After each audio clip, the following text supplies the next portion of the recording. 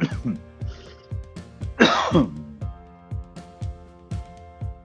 there we go. Can you hear me?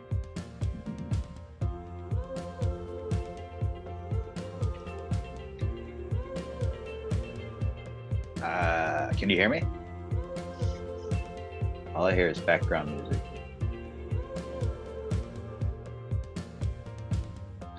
This is like,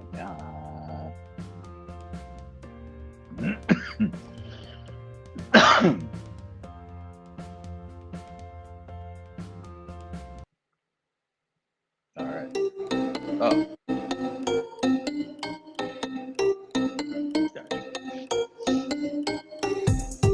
Recorded in the pits of Detroit, Michigan. Your ass is listening to Radio Underground. Shit.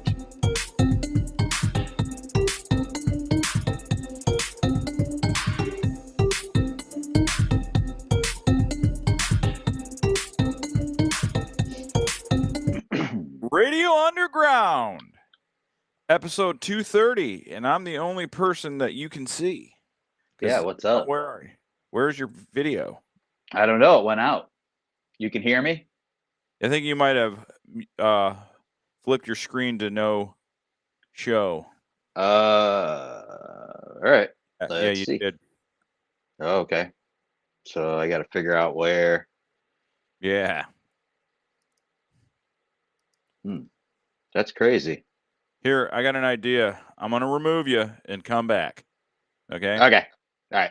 All right. It'll be the same link it was before. So anyways, episode 230. Al's obviously moved. He's off in Seattle. But Brian has also moved. I don't know if he's going to come back or not. It's really up to him. Oh, wait, no, there he is. There's Brian. He didn't leave. He just moved to the other side of the couch. You know, after Alan made his big move, it kind of inspired me. I'm like, things need to change for me too. You're not going to be outmoved. I'm not going to be outmoved. It's not a contest. We know who the best brother is, but still, it's me. I was like, you know what? I've been down here for over 5 years. Yeah. And when before Alan came along, I had a chance to move down here. I'm like, you know what? I'm just going to stay there. And now that he's gone, I'm like, I'm first chair. I'm number one violin in the orchestra, if you will. Now. Yeah, you don't want to. Alan's out west. He doesn't need the spot anymore. You need it. I need it. I need to be closer. People have been asking to see a close-up version of my face for many years now. Yes. Instead of the distant. So yeah, they've been pining for it. Yes, they've been wanting it.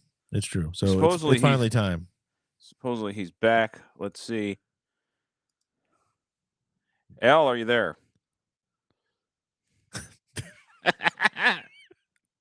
Al, he's we're having technical difficulties on Al's end. He's intimidated by me taking over his spot. I'm the alpha of the couch. Absolutely. Now. Not the room, just the couch.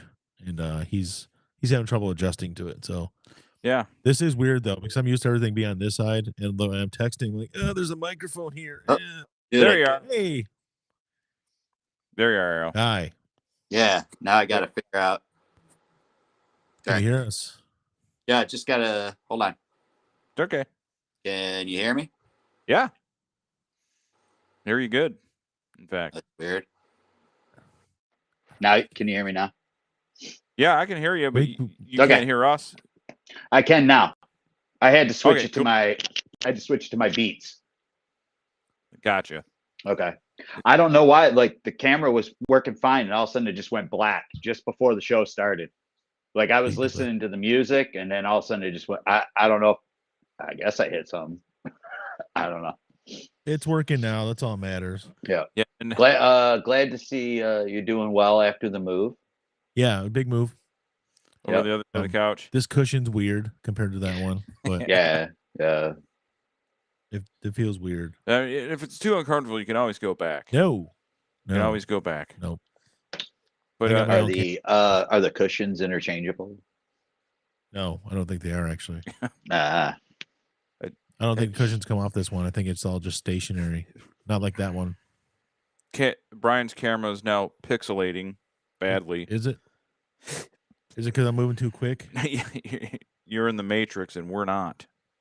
I got me one of them Ring doorbells, and every time something happens in my front yard, I get a notification. Yeah. I'm gonna have to get a different camera for that spot. That's all. Yeah, it's good for now. But yeah. So it's Halloween, man. I'm scared. Yeah, Halloween's scary. Yeah. So I just wanted to start things off. We'll just go right out of the box with it. Yeah. I was attacked by a demon again. Now we know it happened once before. Yeah. That when he took my Miller Lite cans and was spinning them. Yep. Remember yes. that? So this is the third one. I had another one that happened in the kitchen. What? So I remember I do remember one in the kitchen. That's I right, remember I forget. these being very terrifying. And this is the most recent demon attack, and you cannot refute it. I don't care what you say. I've been waiting to see this. And we're gonna cue it up. We're gonna play some scary music because it's terrifying. And this is a demon attack. This is caught on from my camera that I got outside, my security camera. Yep. So here it is. Let's get the music going. 'Cause it's scary. Look right there. Look at. Oh my God! Look at that. So freaking out, man. Nothing. That's unexplainable, man. You cannot explain that. Look at it again. You think I'm lying? There's no one there, and that's not the wind. That is not the wind. That's freaking scary, man. It wasn't even windy. There's no That's wind. freaking scary. That's a demon attack. I have this wet spot right now. I don't know why. I'm so scared. On the demon attack.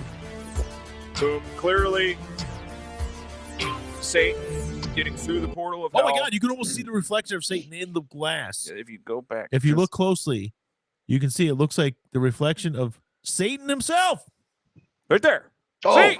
Right there. Whoa! there he is. All right, I'm shutting it off before anything bad happens. Yeah, or somebody picks apart a video. Don't want to do that either. Don't pick it apart. There's nothing to pick apart. Nothing to pick apart. It's what's happening. It was clearly attacked. Of course, we're at the top of our game. Yeah. Yes. We're the best. So at what obvious. we do. Well, we So are obvious. for our game. You just gotta listen to the rumors on the street. Yeah. Get the rumors on the street to know our next move. Yeah. So we That was had a crazy video though. I know I was clearly attacked again by a demon. I always Keeps forget on you have a camera there too. So Keeps on happening. Okay, so anyway, we got to Brian's new spot, yeah, but we have a dethrone. We have a couple, we have a couple of thrones. and we're gonna get to those. And the first one to die, and it was really because we haven't done a show for 2 weeks, so it seems like old news, but we didn't cover it here. Yeah. Mr. Paul Diano had died.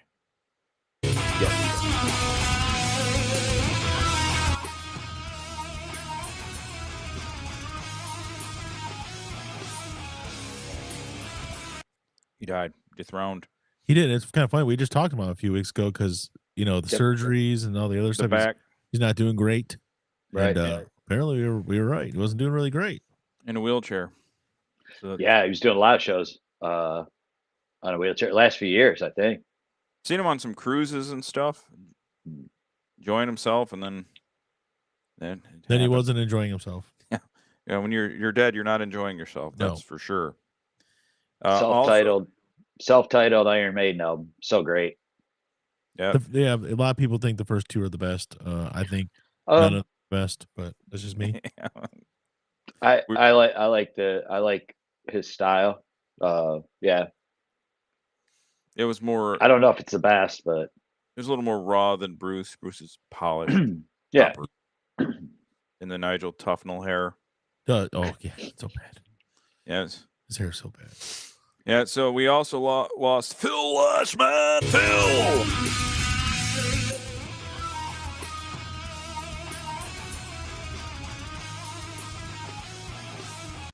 So Phil Lesh. Yeah, bass player, right? For Yeah. Dead. For the dead. Jam Our hate for the jam bands, bands. and it's all thanks to the Grateful Dead, really. Yeah. So Yeah. sorry you're gone. You're old, 84. You lived a good life. It inspired a lot of good ice cream, but not music. It did inspire a lot of good ice cream. I almost got some fish food last night too. Yeah, And some cherry. I didn't get Cherry Garcia, but Danielle did. So yeah, thanks, but no thanks. yeah. I did. Sorry you're gone. Feel bad for Yeah. you. I don't wish anything on anyone. Hey, yeah, rest in peace. Yeah, But you seem like a good dude. You can have bad music. You can have political ideology. I don't agree with anything about it, but I don't wish death on you. But I No. do No. like you. Oh man, yeah. Jam. I mean, you had a Fucking good, on. yeah, you had a good one. It is You a went a long plague on time. this country. Yeah. Jam bands. Jam bands. Why do you got to be so divisive with your jam music? Yeah, Yeah. causing issues I with your peace and love and shit. don't We want to hear need it. more pan flute bands to take over, wipe out the jam band. Yeah, jam bands. Please, Are, can we have more 17-minute songs? Please. so you think they always front of sellout crowds, but it's the same crowd that moves around. Yeah, they travel. So it's not Yeah. really 60,000 people per city or whatever. No, it's Right. only 60,000 total in the entire world. Right. And then when you have a friend that you like that goes on about how they're into jam bands and I got to be quiet Yeah. because I don't want to be mean. I'm getting older. I'm getting soft. I don't have the hate like I used to have. I used to be like, dude, I can't fucking stand jam band. That's what the old me. Oh, I mean, Come on now. Come We'll on now. say- You got to have hate in your heart. Come on. Yeah. that's true. I do have Yeah. some. I just You don't got to have have hate in your heart. talk about it. Yeah. I can't talk about people's bad music when I went on a bender of listening to Flaw for 3 days. And Coil. Oh. I was listening to Flaw. I was like, yeah, man, Flaw. You remember Flaw? Yeah. Yeah. They're cool in 2001 or 2 or Yeah. something like that. Yeah. I don't know much. Don't Yeah. know much Flaw? Missing out? No. You're missing out. That is All Flaw. right. King. I think it was more the fact that there was a local band that sort of Lutes, kind of. Lutes they do need to make a comeback. Lutes. Yeah. Oh, Lutes they've need to never Lutes. stopped touring, man. Yeah. It's only one original member, but still. Oh, Flaw. Yeah, the singer. Lutes need to make a comeback. Yeah, that's Yeah. true. That's what I said. I was reading that. Lutes need to make a comeback. I agree. It's true. You know who else is making a comeback? Who? Demons. Look Demons? at this Let's look attack. at this video Look at again. it. Look at Demon Right- attack. hold on. on Go Halloween. back. Okay. Watch. You'll see. Right there. You see, like Yeah, I saw it it. looks like a talon of Satan. And that is only 15 feet from where we're sitting. Yeah, it's So right if there. We get attacked now, we're dead. Yeah. So- Alan saved. Alan's safe. He's safe. He's thousands of miles away. Yeah, He's no it's not going to longer affect you. at risk for these attacks. Satan I doesn't do. travel. I live well. in the wilderness though, so that Yeah. could. Everybody knows that Satan could. doesn't travel as well as the Grateful Dead, so they'll never make it to you. Yeah. Yeah. I'm Yeah. kind of far from things. Lucifer doesn't go to the Pacific Northwest. You're No. good, man. No. I kind of had a realization Yeah. because we made a big old bonfire the other day, and I was just standing out here. I'm like, this is a work day. It's the end of a work day. I'm like, wow, I feel like I'm up north. I feel like I'm Oh, on vacation. So there's Yeah. like this surrealism. I'm like, wait a minute, you're here now. Well, So- you are up north, like way up north. Way. Yeah. It's The it's Pacific. pretty good. it's You're pretty beyond fucking up north. yeah. It's crazy, man. It's well, once I get driving and stuff, then I can put I'm gonna put cameras in the vehicle and show you where I live. Well, show Squatch. So, Yeah, there's Gotta some go good Squatch Squatch spot. areas. yeah. I was up in the Olympic Mountains yesterday. Oh, Nice. Yeah, that was pretty cool. Bigfoot is clearly the top cryptid, but we're gonna. yeah. But we'll do a different list for the cryptids later Yeah. because we got to do other lists. We did have a don't couple want- more dethrones too. Yeah, we do. Los Angeles Dodgers legend Fernando Valenzuela Oh yes. has one. Very sad to hear. Tommy Very Lasorda is turning over in his grave. Yeah, one of the only things I liked about the Dodgers. Yeah. Oh, yeah. I only kind of want them to beat the Yankees because if they were they're the facing anything Yankees. but the Yankees, I would be rooting against them. But Right. Exactly. Yeah, the Yankees are so horrible. and I love the way they did it in the 10th Evil. inning on a walk off. and it was great last night. But anyways, Fernando Valenzuela was really sick. I saw him a picture of him from like a month ago, and it was like, that's not Fernando Valenzuela, and it was. He lost so much weight. He looked Yeah. horrible. Oh yeah. It wasn't the round face like you're used to or anything. Right. He fell apart fast, man. Dreamy. That Al is one handsome fella. One might even say dreamy. Hey man, I guess one might. One might. I'm sure there's one. I'm sure there's one that might. But Fernando, obviously known for Fernando Mania, early '80s, and he was phenom when he came out. When he when he was pitching in the '80s, he was already like in his 40s. No, he's only 60 when he died. Fernando Valenzuela? He's only 63. Oh, was he? I thought it said 83, dude. I thought old. it said 83. I was like, dude, he's 83? No, he's 63, man. Oh, okay. All right. He came up and he was like 19 when he first came up, to almost 20. Okay, because I was like, when it a showed, phenom. dude, I mean, I wasn't wearing my glasses, but I thought it said 83. I was like, damn, he was that old?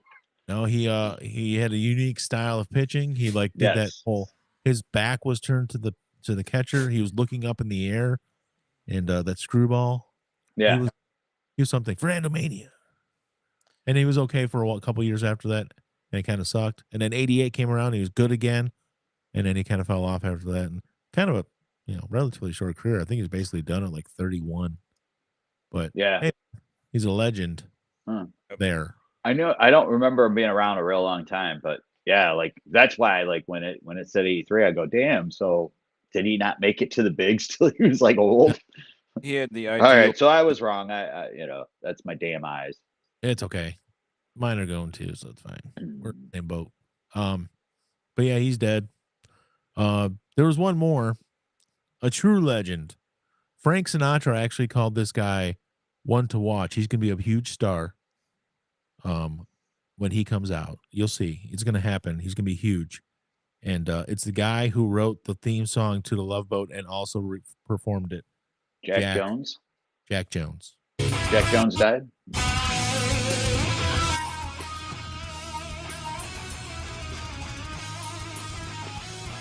Now, I did literally no research into this man. All I know is that Frank Sinatra said he's gonna be huge, and that was it. And then, as far as I know, all he ever did was write the Love Boat theme and perform it. Nothing else. I don't know. He may have done other stuff. I don't know. All I know is that he did the Love Boat theme, and when I used to run karaoke, I would end it with that. Yeah, that was a good one. I think. Yeah. I mean, it's a classic song. It's cheesy as fuck. Oh yeah, and I did it totally Bill Murray lounge singer style. I think you have to. I think there's no other way to do it. Yeah, I told all the drunk people go home and get down. Is that another theme song that was a full fucking song? It has 4-minute song. Verses. The fucking 70s and 80s, man. It had full on verses and I did not know that the first time I karaoke'd it. I figured it was gonna be the first just the one verse and be done. Yeah. And then all of a sudden it's like, oh wait, Gotta go through ad lib. There's 2 more. I think there's like 3 verses. You actually say that, you're like, there's 3 fucking verses. I was like, oh shit.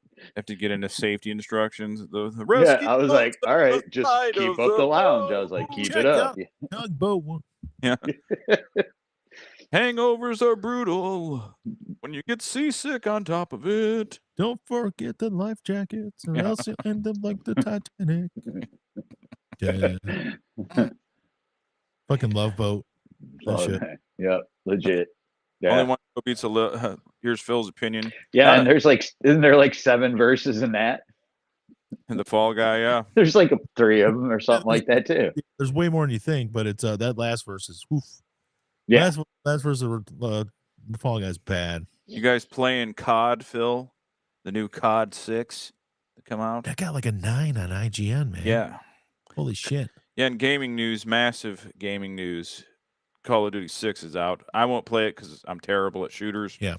And I'll just get shit. I might play Ops Zombie. 6, Call of Duty Black Ops 6, Mike. Yeah, Call right. Oh, sorry.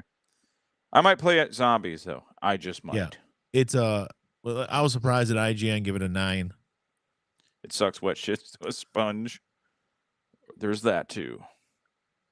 Or is it just that you can't win, Phil? You can't. Probably what it is. You can't beat the young people because your eyes are bad. Maybe it's that. Yeah. You got no reflexes anymore. I don't know. I've been playing my Switch every day, so I don't know what's going on in actual game world. I'm pretending to be 12 years old. Yep. That's fine. Playing Switch every day. My kids have been playing Wii. That's how they're doing way back. Oh, yeah, Morgan says I'm not even buying it. they're all the same. They're all the same.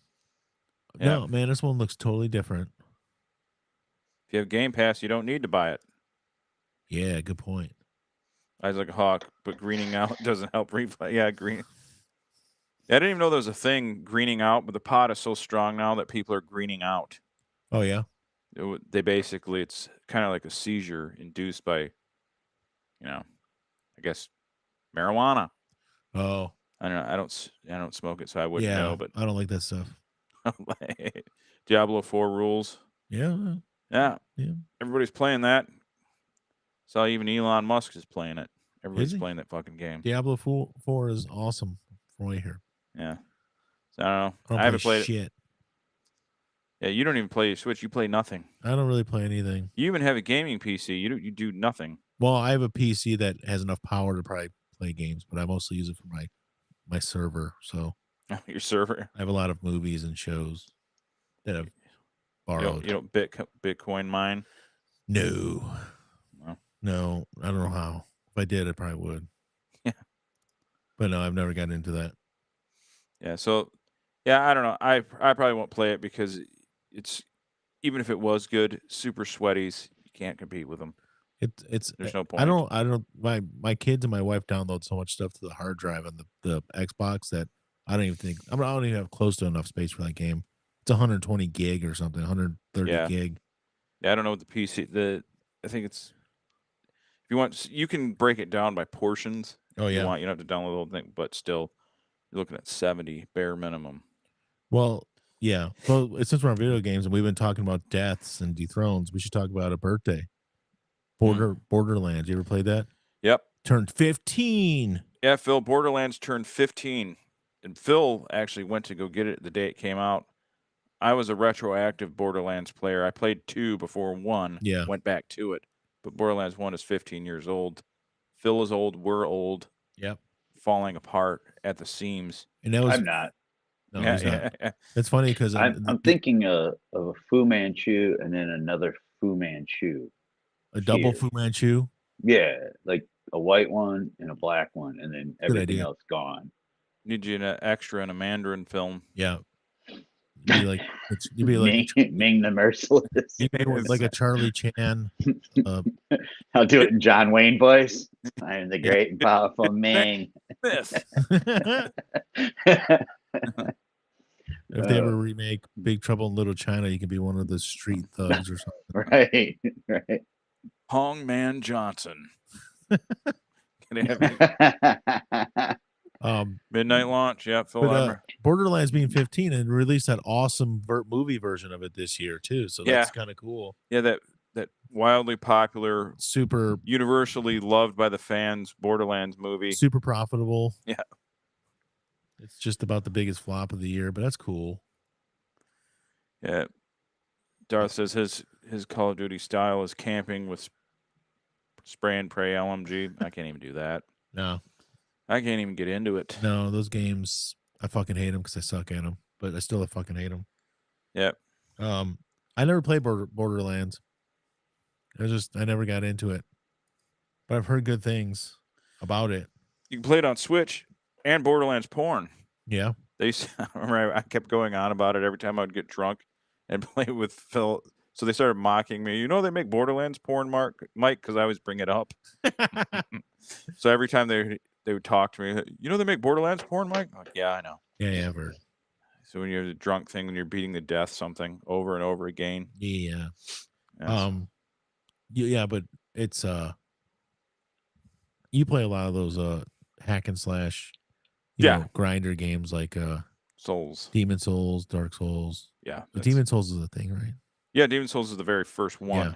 You know what else is Demon Soul? What? The thing that attacked your Yeah, door. I got attacked. Did you guys see the demon The attack? demon attacked the door Look at this. of the studio. I got attacked by a demon. Look at this. There's my security camera. There's its foot. Right its there. Hoof. Its hoof is right there. Demon attack. Clear as day. Yep. Cannot be denied. Lucifer.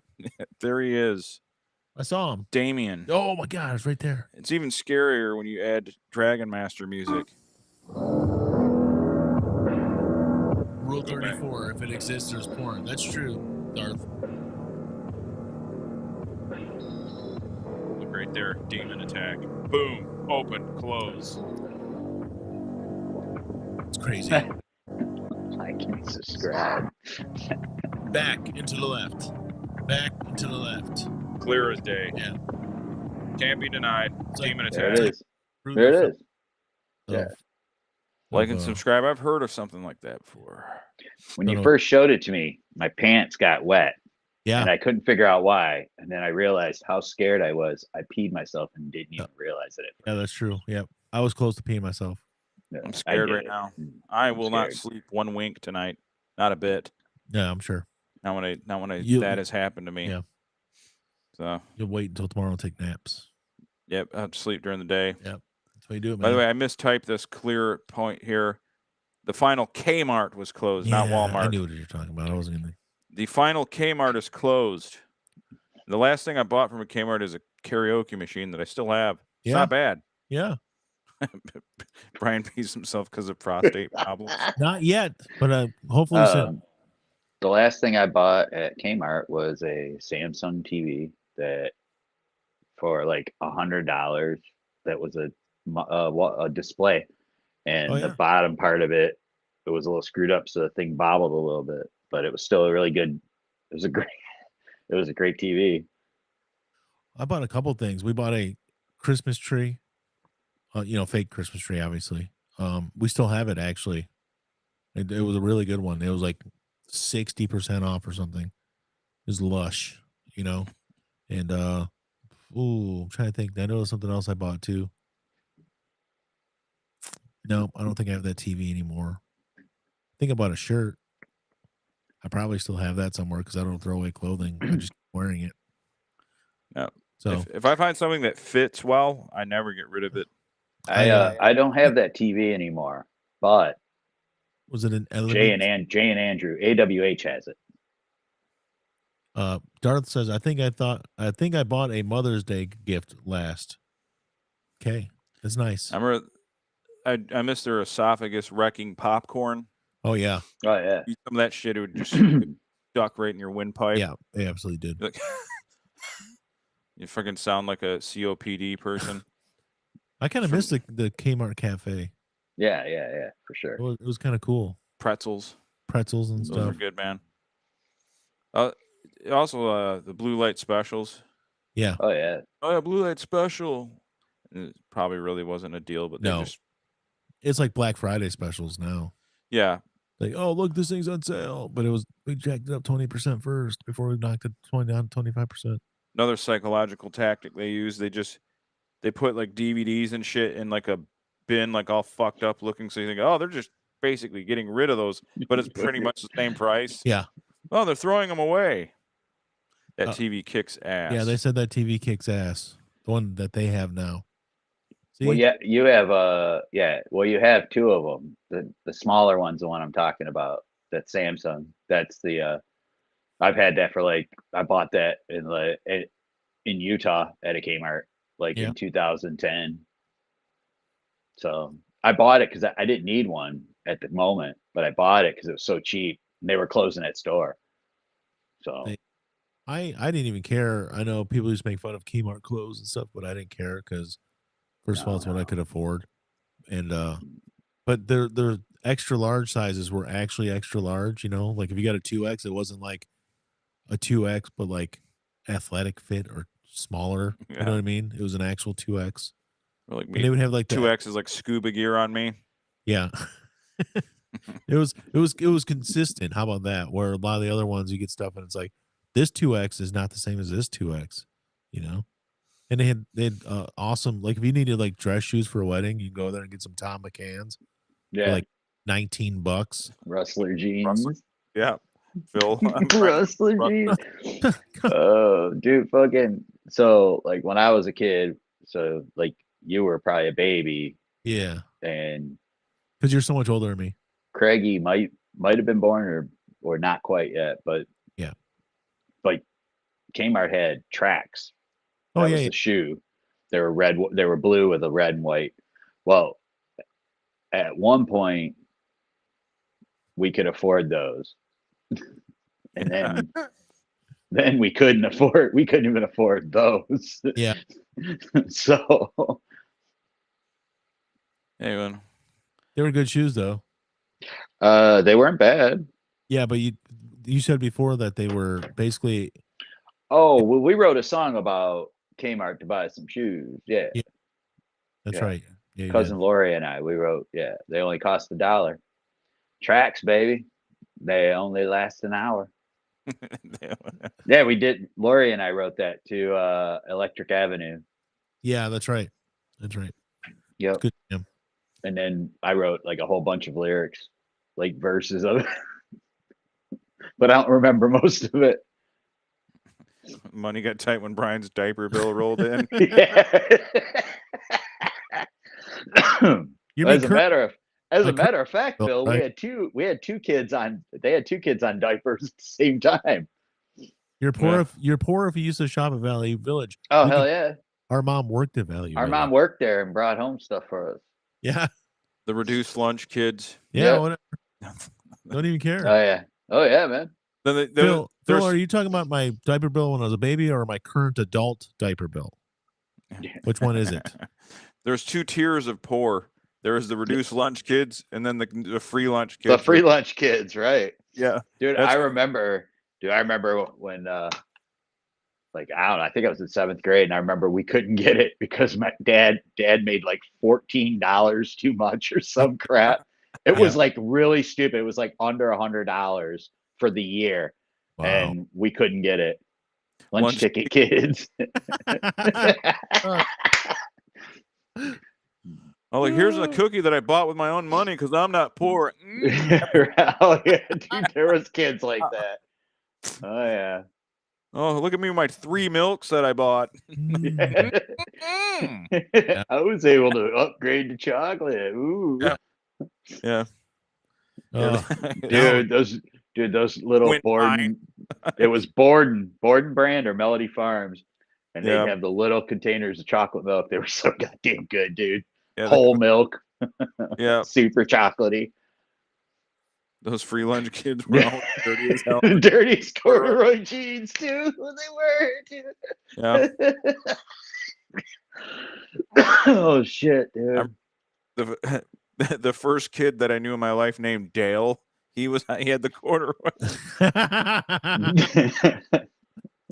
Like Dale's poor. Yeah. Yep. I used to hate it because we got the reduced. We didn't get the free lunch. We got the reduced. It was like 40-cent lunch. Yeah. And people like, why do you get so cheap? Because we're poor. I'm like, yeah. You be embarrassed about it. Now I'm like, fucking shit, man. I wish I was a reduced lunch kid still. I want to be a free. I want to be a free lunch. I want to be a reduced lunch adult, dude. Yeah. I'm telling you, man. Right Yeah, now. I want to go to like Taco Bell and be like, oh yeah, I'm reduced lunch, 40 cents for everything, please. My parents feed me. I want to go to like somewhere, go to like some grocery store, and be like, yeah, I'm a reduced lunch kid. This is my lunch today. Yeah, fuck yeah, man. Your heart. That's what they would say. Bless your little heart. Bless your heart. Bless your heart. Aren't you something? Remember, then they would do the lice and the scoliosis check, and you'd always see it taken off that has it. Yeah. Oh man, he's got lice! Get away from him! They would take him out of there like a fucking leopard. I remember we had to stay home for 2 days. They said like, oh, you got lice, and then we went back and they rechecked her like, yeah, you don't have lice. I don't know why they sent you home. We I got it. Like with lice. you guys weren't in school yet. Yep. But I got it at school, and like we all knew, like the whole class had it. The whole class had it, and we already knew it was this kid. There was this kid BJ, and then his brother. Bear. I think his brother's name was like Chad, His and name- he was like 2 grades younger. But brother- like Bear. the class that BJ was in was mine, Yeah. and the class that Chad was in, like the whole class, both whole classes weren't there for like 2 days. Wow. So we pretty much knew. Plus, they were like super dirty kids. You're eating maggots. How do they taste? Yeah. They're in your They're hair. maggots, Michael. They just walk around into Meyer with a plastic lunch and say, "Produce lunch kid." Yeah, That's a good idea, actually. it is. Yeah. Yeah, the free lunch people, and then the I was going to say go to the Detroit Meyer and do that, but actually that Detroit Meyer is nicer than our Meyer here. So I'm not going to do that. Has there been any other words from our brother Broseph?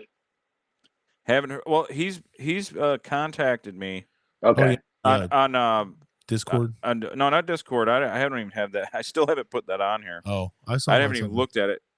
And Oh, like, on Insta, I think I got something. no, from- he is from TikTok. Oh, it was TikTok. He's You're on right. TikTok tagging us and stuff. He's alive.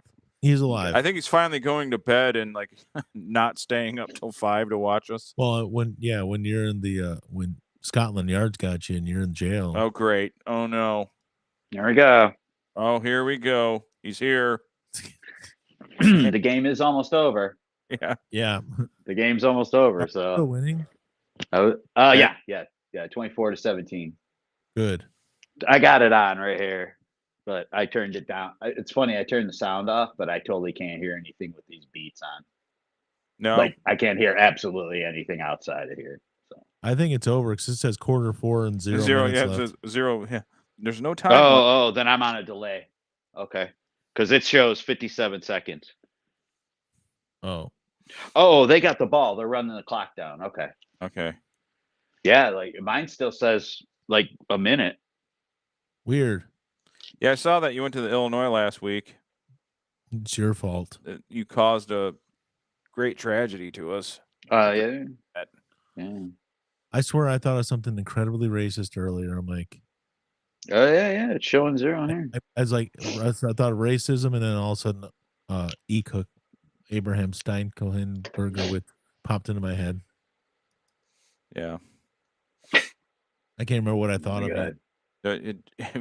I thought you were going to reveal something. I was like, I forgot it. I forgot what it was. I think it has something to do with the Fernando Valenzuela thing I wanted to do, but we didn't do. But we ended up. We should have did ABBA. ABBA, Yeah. Fernando. Yeah, we should have played Fernando for I him. didn't even think about that. We should end the But show yeah, with it. music and stuff, and I'm like, no, Yeah. I'm we like should- that'll we- summon Cook. Yeah. You don't want to get too deep into that. No, don't want to do it. Yeah. Uh, So yeah, they trying to go through our points here before we do the second hour top 10. WP. What's a Word porn. I think. Word- whistle plant? Whistle plant. Yeah.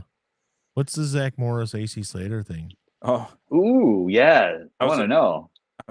when they, that famous fight scene they had, Oh yeah. that was a worked shoot, man. Was it really? Yeah. So from what the Mark Paul, who plays Zach Morris, Yeah. Mhm. said that he goes, they really built it up, the scene, and he goes, and like nowadays they have these things where you go to do, he goes, because I do fight scenes now for movies, he goes, and it's well planned out, it's thought, it's like we run risk and everything else. He goes, they just told us, okay, do the fight scene.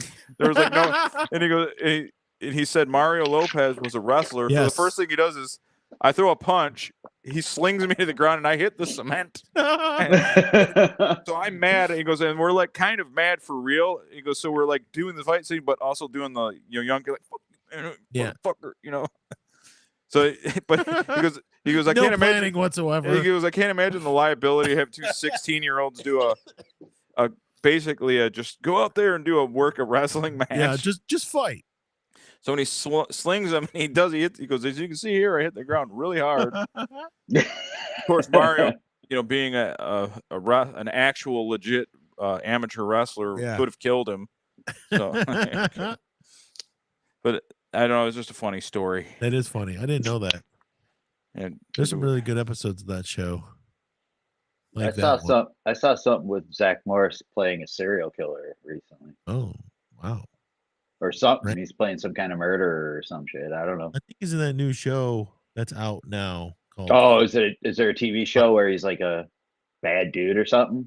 Yeah, I think he's in Five, which is a brand new show. But Mark, it doesn't say anything about a serial killer in it, so I don't know what he I played. just saw some clip. It looked like he was like some kind of killer or some shit. I don't know. All right, cool. He's branching out. Remember when he was Maybe it's something old. I don't know. Remember he was on NYPD Blue? For Yeah. quite a few years actually. I remember that. He branched out.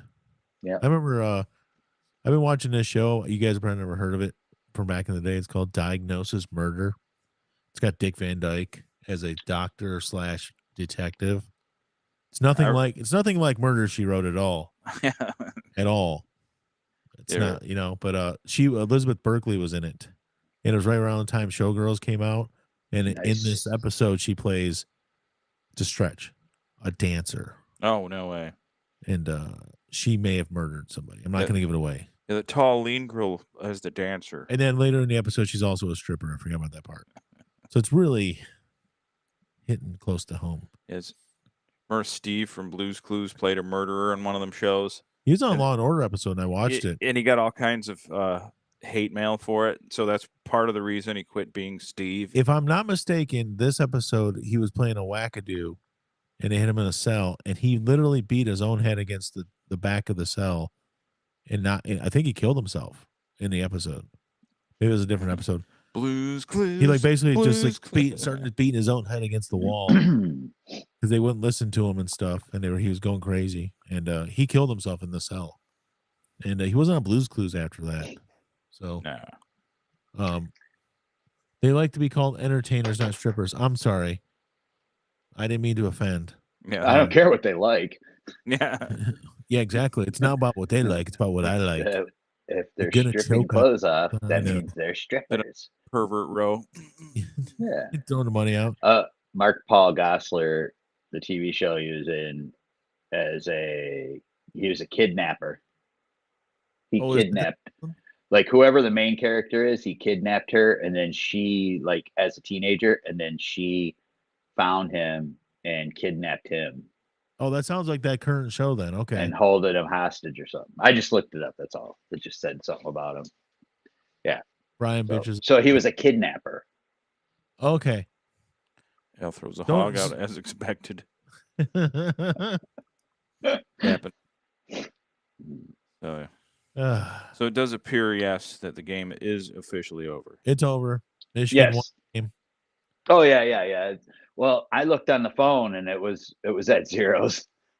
So, but like on Big Ten Network on my TV, because I just got the YouTube TV. Yeah. So I don't know. Maybe it's off by a minute. It could be anything that's to do with internet-based streaming television and stuff is usually a little bit behind. So I noticed that next week Michigan's going to die, like completely die, because they're playing Oregon next week. Oh, yeah. Well, I mean, they barely won today. Who, Oregon? Yeah. I didn't even see the score today, honestly. So, all right, see you later, Bill. I thought you said you hate Call of Duty, and then you're going to go play it. Don't be a hypocrite. I believe it was 38-9. 38-9 versus Illinois, who beat Michigan last week. Yeah. So that's gonna be fun game. Michigan's gonna lose by 40. Oregon's really good. Yeah. They're really good. It's gonna They're number one, right? They are number one. They're gonna be turned into Oregon meat. Yeah. But now, like Texas still undefeated. No, Texas lost to Georgia last week. Oh yeah, that's right.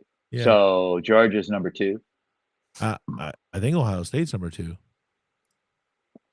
Oh, are they? Georgia's number 3. John. Oh no, Ohio State lost. That's right. Why? Strange things have happened. I forgot Ohio State lost. I like your optimism, John. Who did they lose to? Well-founded though. It's not going to happen. I don't know, but they're 6-1. Oh. Sorry, I tell you, they didn't lose to Nebraska today. That's all I know. No. No, they They definitely did. played them and won. I literally forgot that Ohio State lost the game. Professor Fister is gone. He's gonna play. He's gonna go play terrorize dorks at Call of Duty. Oh, And okay, that they makes sense. sucked. Make up I'm your a mind. server, not a waiter. He's I a love bitch. that one. He's a little bitch. Now I can say stuff because he's gone. I don't want to say it to his face. Yeah. He's taller than me. And he's very vicious with his comments. Yes. He's very Yeah. I don't know what I ever did to him, but that's fine. Well, not to me. We're the only show that gets trolled by people that know us personally. Yeah, that's what makes it worse. And They know our weaknesses. Yeah. Usually people get trolled by online haters that live they've never met them. No, I get trolled by people that know me and they torment me. Yeah. Every day. Yeah, it's like it's Tuesday, it's time for him to call. Yeah, it's like, Mike, you're fat. Did you know that? Oh, I know. why? But stranger things have happened. Yeah, I guess anything can happen. But I mean that'd be quite of a shock if Michigan somehow pulls out a win against Oregon. I mean, but you never know, man. Yeah, that's yeah, you never know, You never know. but you kind of do. Yeah, you kind of know they're going to be Like Oregon. you kind of totally know. It's probably. I mean, where are we playing it at the big house? That's a good question. I I have didn't no look. interest in that though. Let's see. Guess we could look at the schedule. Yes, at Michigan Stadium. So that gives us a bit of an edge. So it might not be 40 we lose by. Be 32. Brian, you coming by tomorrow to look at this Ring doorbell? Sure. If you need me to. Did you get that stick on mount like we talked about? Or if you got that, I can help you real quick because I don't have to do any actual work. I like that. Yeah, the stick on mount. Here you go. That's what I got. I'm not drilling into my brick. And I found one that had like, I don't know, space station glue on it or something. And it just stuck right to the brick. I'm like, sweet. I'm an artisan. All right. Well, it's really easy. So yeah, I'll help you out. Why not? But we talked about Zach Morris. What was the next thing? I don't remember. Back to the Future week. There was that talking point you put there. Back to the Future Day was this week. Yeah, October 21st was Back to the Future Day. Celebrating Back to the Future. I know you're not a big fan of the franchise or anything, but No, not at all. Go Blue. That's right, Rob. Go Blue. I'm not a big fan of those movies as much as Craig. I do like them. But I don't know why they made October 21st Back to the Future Day, because that's the day they go back. It's the day he comes back from the past in the first one, but also the day he goes back into the future in part 2. It's like, remember like at the end of part 1 when he came back and he woke up and he had the Toyota truck in the garage and everything, and then all of a sudden Doc showed up and they went into 2015. So maybe that's why they made it. Never mind. That makes sense. October 21st is Back to the Future Day. Yes. What the fuck? That was me. Okay. What the shit was that shit? That was my phone. I was setting it down on the tray that I got like this tray set up where my other phone is right here. And my other phone, I just set it on it. It made way too much noise for These kids are fucked up. how light I set it down. It made way too much noise. Well, Marty is fucked up in the future because remember he had that accident racing his truck, couldn't play guitar anymore, which ruined his whole life. Apparently, 30 years later, I can't play guitar. My life's ruined now. And then also he wore 2 neckties. Remember that? Yeah. He wore 2 neckties, and I didn't get that. That was the style. That's the style of 2015. Yeah, 2015. I remember it very well. 10 years kids weren't ago. fucked up. Well, his kid, because Marty's a fuck up and got talked into shit. His son was also a pushover and got talked into shit by Griff, who is Biff's grandkid. Yeah. Obviously, because the name rhymes. You can tell they're related because Biff, Griff, Jiff, whatever you might. Exactly. So you can tell they're related because of the name rhyme thing. And they also look exactly alike. It's the same guy playing them. I don't know if you guys knew that. The same guy plays both. I never characters. noticed. No. And then is it the same guy that plays in part 3? I'll give you this. He plays Biff, Old Biff, and Griff. 3 characters. 3 characters. That's 3, but this is 3 right here. Not this. This is 4, which I did the first time. Plays 3 different characters. So, I mean, that's pretty much great acting. And versatility. So Marty Jr. was talked into a scam with Griff. Right. So he did fuck up. And then the daughter tried to save him from jail, and she also fucked up. So yeah, I guess kids are fucked up. But it's all Marty's fault. Yeah. It's all Marty's fault. He shouldn't have tried racing Needles, played by Flea. Because if he wouldn't have done that, then he would have been fine. He wouldn't have been an accident. Would still play guitar, and his life wouldn't have been ruined because no guitar. It's that simple. And he would have lived in Hill Valley, right? Yeah, Hill Valley really turned the ship by 2015, though. Obviously, right. But had he not had the accident, it wouldn't have happened. It would have been a Hill fine Valley, place. No, Hill Valley is where they live, anyways.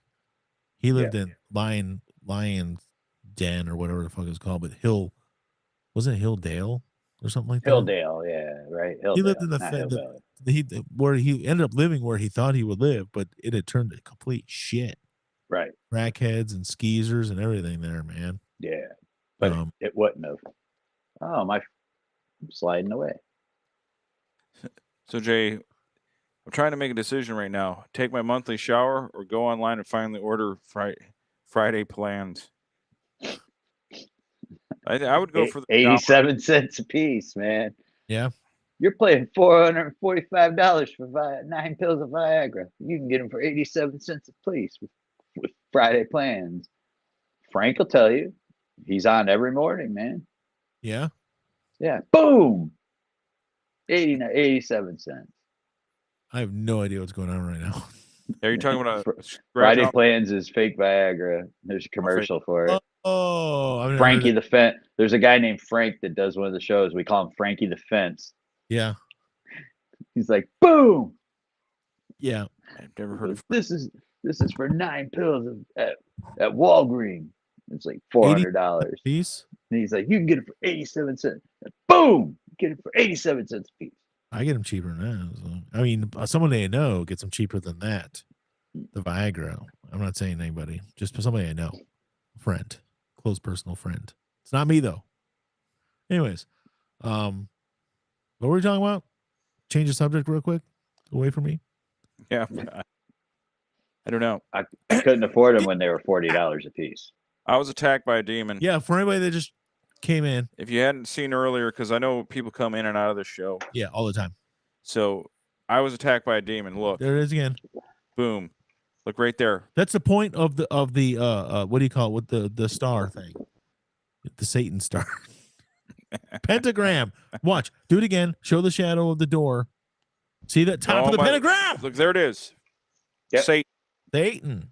Luciferian attack of my front. Luciferian. He's a Rastafarian Lucifer. It's Luciferian. Yeah, I know.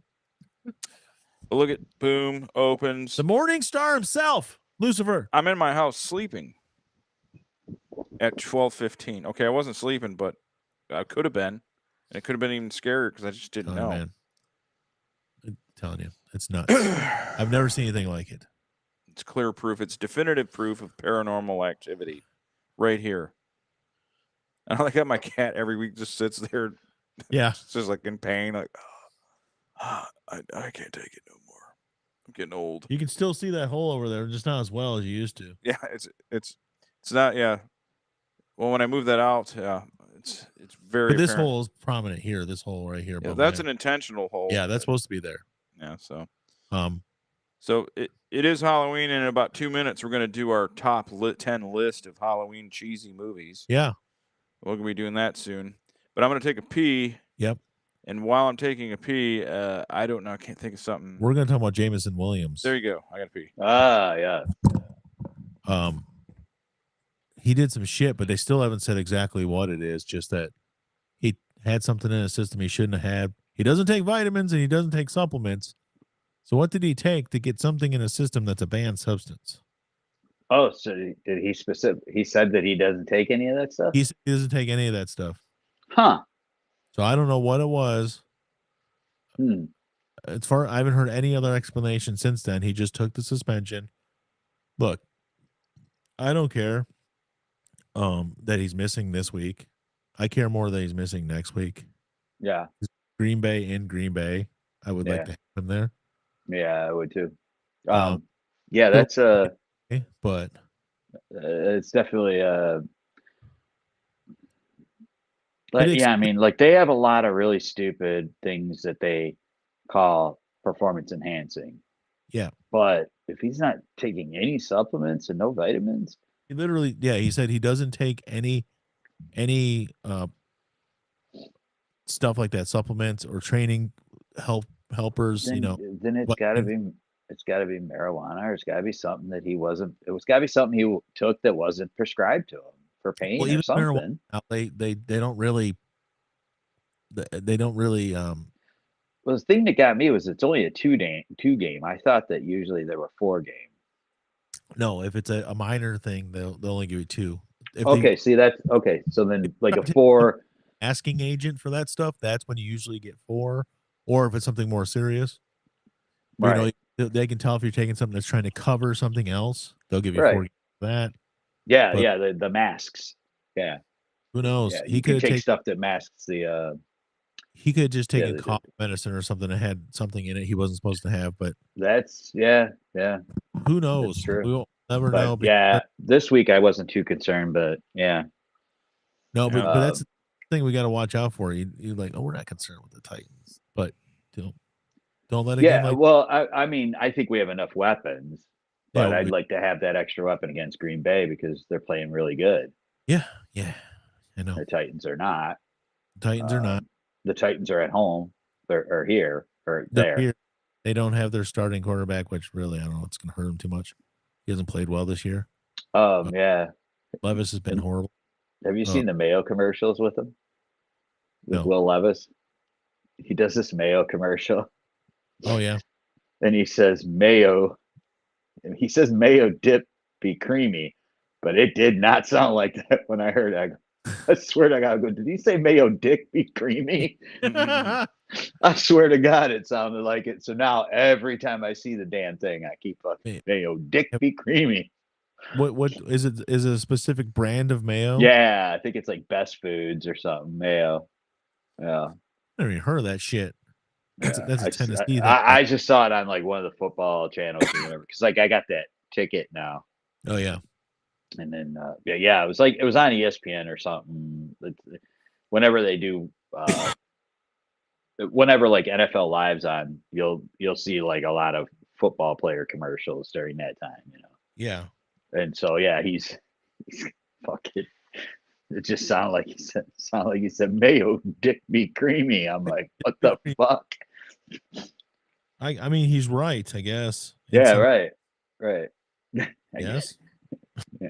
I don't know. I thought maybe he was like doing Dukes or something like that, like a legit mayo. Not Best. Oh yeah, I think it's Best Food. I think it's like really bad brand. Yeah. No thanks. I don't like mayo. Yeah. No I mayo. do, but I don't like. Yeah, I don't. Just I a use touch it for stuff. every once in a while, but that's about it. I use it mixed in with stuff. The JMO's out. Lions need to make a trade. Shore up the defense. Yeah. I think we need to make some kind of move. I think if we demolish Tennessee tomorrow, we'll just call and say, "Look, you guys suck. Let's just trade us Harold Landry for a 4th," and we'll be like, "Okay," and we'll do it. John says Yanks down 2, bases loaded, 1 out. Good. Yanks. Nice. Oh, in the 9th. Wow. The game's going to end soon. The Yankees are going to be down 2-0 going back to New York. Nice. I like it. So, anything when the Yankees lose, I'm all for it. So it is Halloween, guys. It is the Halloween season. And it's time to go through our list. Now, Al found this list, and we're going to react to the list. Yeah. I only saw 4 movies. Brian claims to have seen most of them, and I believe him because Brian has watched a lot of movies. I've seen probably most of them, yeah. So I can't comment on most of them, but the ones I will, we just had to get this for our new segment we're doing every week called Top 10 List of the Week. Yeah. And I even wrote a jingle for it. Check it out.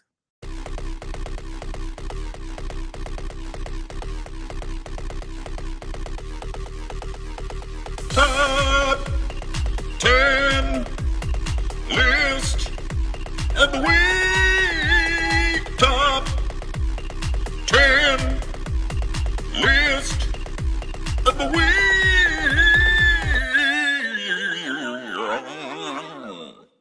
I am not a professional musician, but you can't tell. Prove it. I mean, that right there shows me that you are. Yes.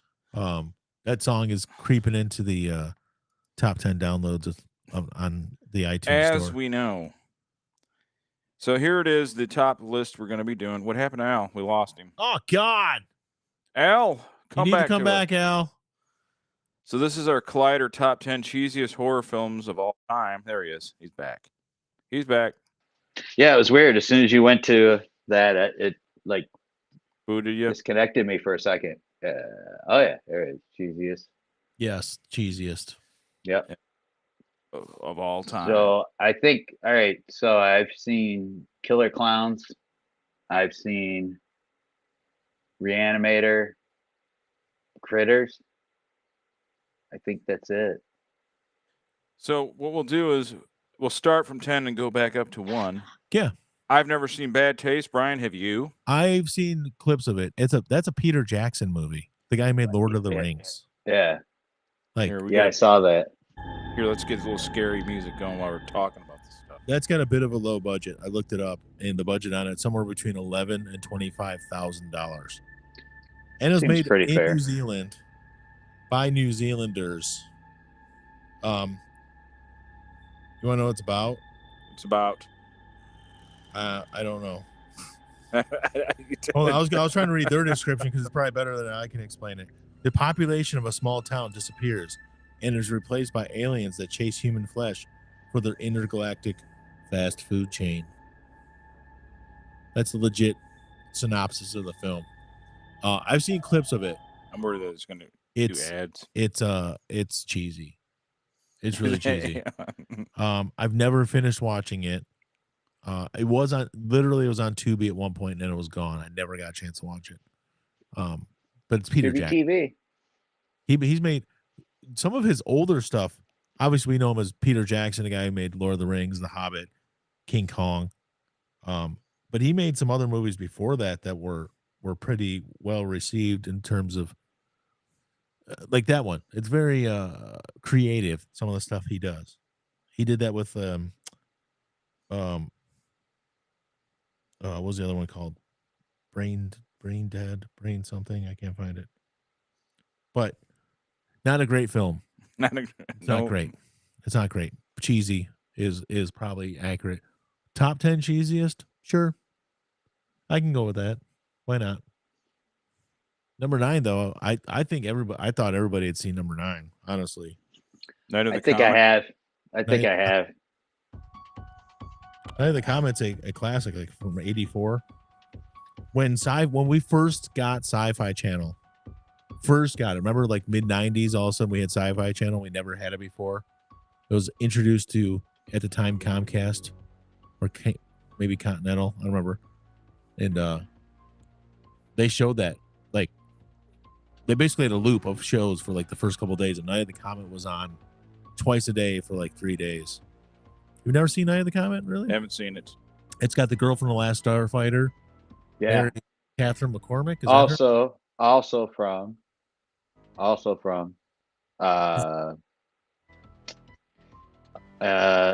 from Mischief. Yeah, from Mischief also. She's the one who's not Kelly Preston. That's right. Yes, but hot as well. She's in it. Her sister is was in. I think her sister was also in Chopping Mall, if I'm not mistaken, in the show, in this movie. Basically, what happens, like, there's a comet there. It's like around the time before Halley's Comet came back, but everybody knew it was coming back. They had like a comet viewing party, and everybody's like celebrating and stuff, and everybody's getting drunk in the backyard and stuff. And these kids, teenagers, have problems, and they go to bed. When they wake up, everybody's gone. The comet has turned everybody into dust. And some people have been turned into zombies also. I can't remember the science behind it. And it was cheesy, but it was entertaining. It was a very entertaining movie. Jeffrey Lewis is in it. Remember Jeffrey Lewis? He's Juliette Lewis's dad. Yes. I can't fucking. Night of the Comet is really good. I don't care what people say about it. It's got a 79 on Rotten Tomatoes. Just so you know. You want to hear the description of it? After a rare comet sighting, teen sisters Regina and Samantha find that they're among the only survivors of a zombie attack. No, there's more to it than that. What about the people that turned to dust? The girls get partnered with another survivor, Hector, who's played by Robert Beltran. If you've ever seen Star Trek Voyager, he's the Native American dude. Oh, okay. I don't know. You've probably never seen that either. I know the guy you're talking But about. as they try to avoid the zombies, they're sought by scientists who want to experiment on their bodies in the hope of finding an antidote. So there's zombies too, but also the comets, disintegrate people. So they didn't mention that part in this stupid synopsis. You stupid idiots. I don't know why they did that. They forgot a whole point of the plot. Anyways, that's Night of the Comet. Good movie. It is cheesy. I don't know though. I think it's actually it's kind of more not, I guess, satirical a little bit because it's kind of making fun of these other movies a little bit. Yeah, I remember it. I remember it. It wasn't super cheesy, I don't think. Not like there's so many more that are probably more cheesy than that. Oh yeah. Absolutely. It's not a horrible movie. I find it entertaining. It just kind of, I don't know. To me, it seemed like they were kind of poking fun at a lot of those movies, but maybe I was just wrong. I mean, it's got Dick Rude in it. Yeah, that's right. Dick Rude's in it. What a rude dick. It's got Dick Rude in it, man. The Yankees lost. That's good. So sorry. So sad. The next one we got to go talk to about is The Stuff. Have you ever seen The Stuff? Nope, haven't seen The Stuff. I saw The Stuff. It's got Michael Moriarty in it. You guys know who Michael Moriarty is, right? Yeah. He was on like and shit. Law and Order. He was in a lot of stuff. Actually, Paul Sorvino is also in it, and I believe he was in no, he wasn't in Law and Order. I'm thinking of Jerry Orbach. Never mind. Oh, no, he was. Paul Sorvino was in Law and Order. Yeah, he was in Law and Order, dude. It's got 2 Law and Order alums in one movie. Yeah. The Stuff is basically like it's an alien symbiote or something like that they find in the ground. It's been growing there, and they find out that it's like they discovered some kind of like superfood, and they can put it in everything. Superfood. It's edible to humans and stuff. You can put in, and it basically becomes, and they have like, it's the stuff. It's the stuff, and literally they have commercial jingles in the stuff. Remember, like the Dr. Pepper songs, like "You're a Pepper," and they have people like dancing in the street talking about Dr. Pepper and shit. Yeah. In the movie, they have commercials like that about the stuff. Come to find out, it's actually taking over everything. Your mind, everything, and someone finally realizes it, and they're trying to get to stop, and maybe it works, maybe it doesn't. But basically, it's just a movie about a parasitic alien organism. Yes, that's what it is. It's not symbiotic. I'm a parasitic. Symbiotic would mean it would benefit both. It doesn't benefit both. You're right. Parasitic only lives off of you. It is parasitic. Parasitic alien organism. That one is a satire. It's basically about consumerism and how we have to have this stuff no matter what. And people are always buying it. Broke people are buying the stuff in this to eat or do whatever they want with it. It's kind of like a they live anti-consumerism it really is. type thing. It is. Someone had told me it was written by the Coen brothers. It is not written by the Coen brothers. It's directed by a guy. It's a B movie filmmaker named Larry Cohen. The guy who made Black Caesar and Hell Up in Harlem. So blaxploitation films. So it is. Oh, but you ever seen It's Alive? I've got the stuff. You ever seen the It's Alive movies? Yeah. Yeah, he did that too. Oh, okay. He it basically is just about consumerism, and this is what this person said. My main inspiration was the consumerism and corporate greed found in our country. He's right. Basically, these bigwigs are selling this shit like it's the best thing ever, but it's just taking over our minds. Yeah. But they're making like you have to have this. And you think you need the stuff, but you don't. You don't. I just remember one scene where they're like dumping it down a guy's throat and everything. It's horrible. It's got Scott Bloom in it. Oh, Scott Bloom's in it? Yeah, the brother of Brian Bloom. Yeah. I know Brian Bloom is. He was in stuff. He was in the stuff. Yeah. Brother was. He was in stuff. Yeah, he was in things. He was like soap operas and shit. Oh yeah, dude. He was all over the place in the fucking 80s, dude. He was also in Stranger Things. I was in Stuff and Things, both. Or The Thing. He could have been in The Thing. Yeah, Stuff and Thing. Stuff and Thing. Scott Bloom. Scott Bloom was in like he was like my age. Yep. Where Brian's like a few years older. Scott was in like Family. I think he's in Family Ties or Who's the Boss or some shit.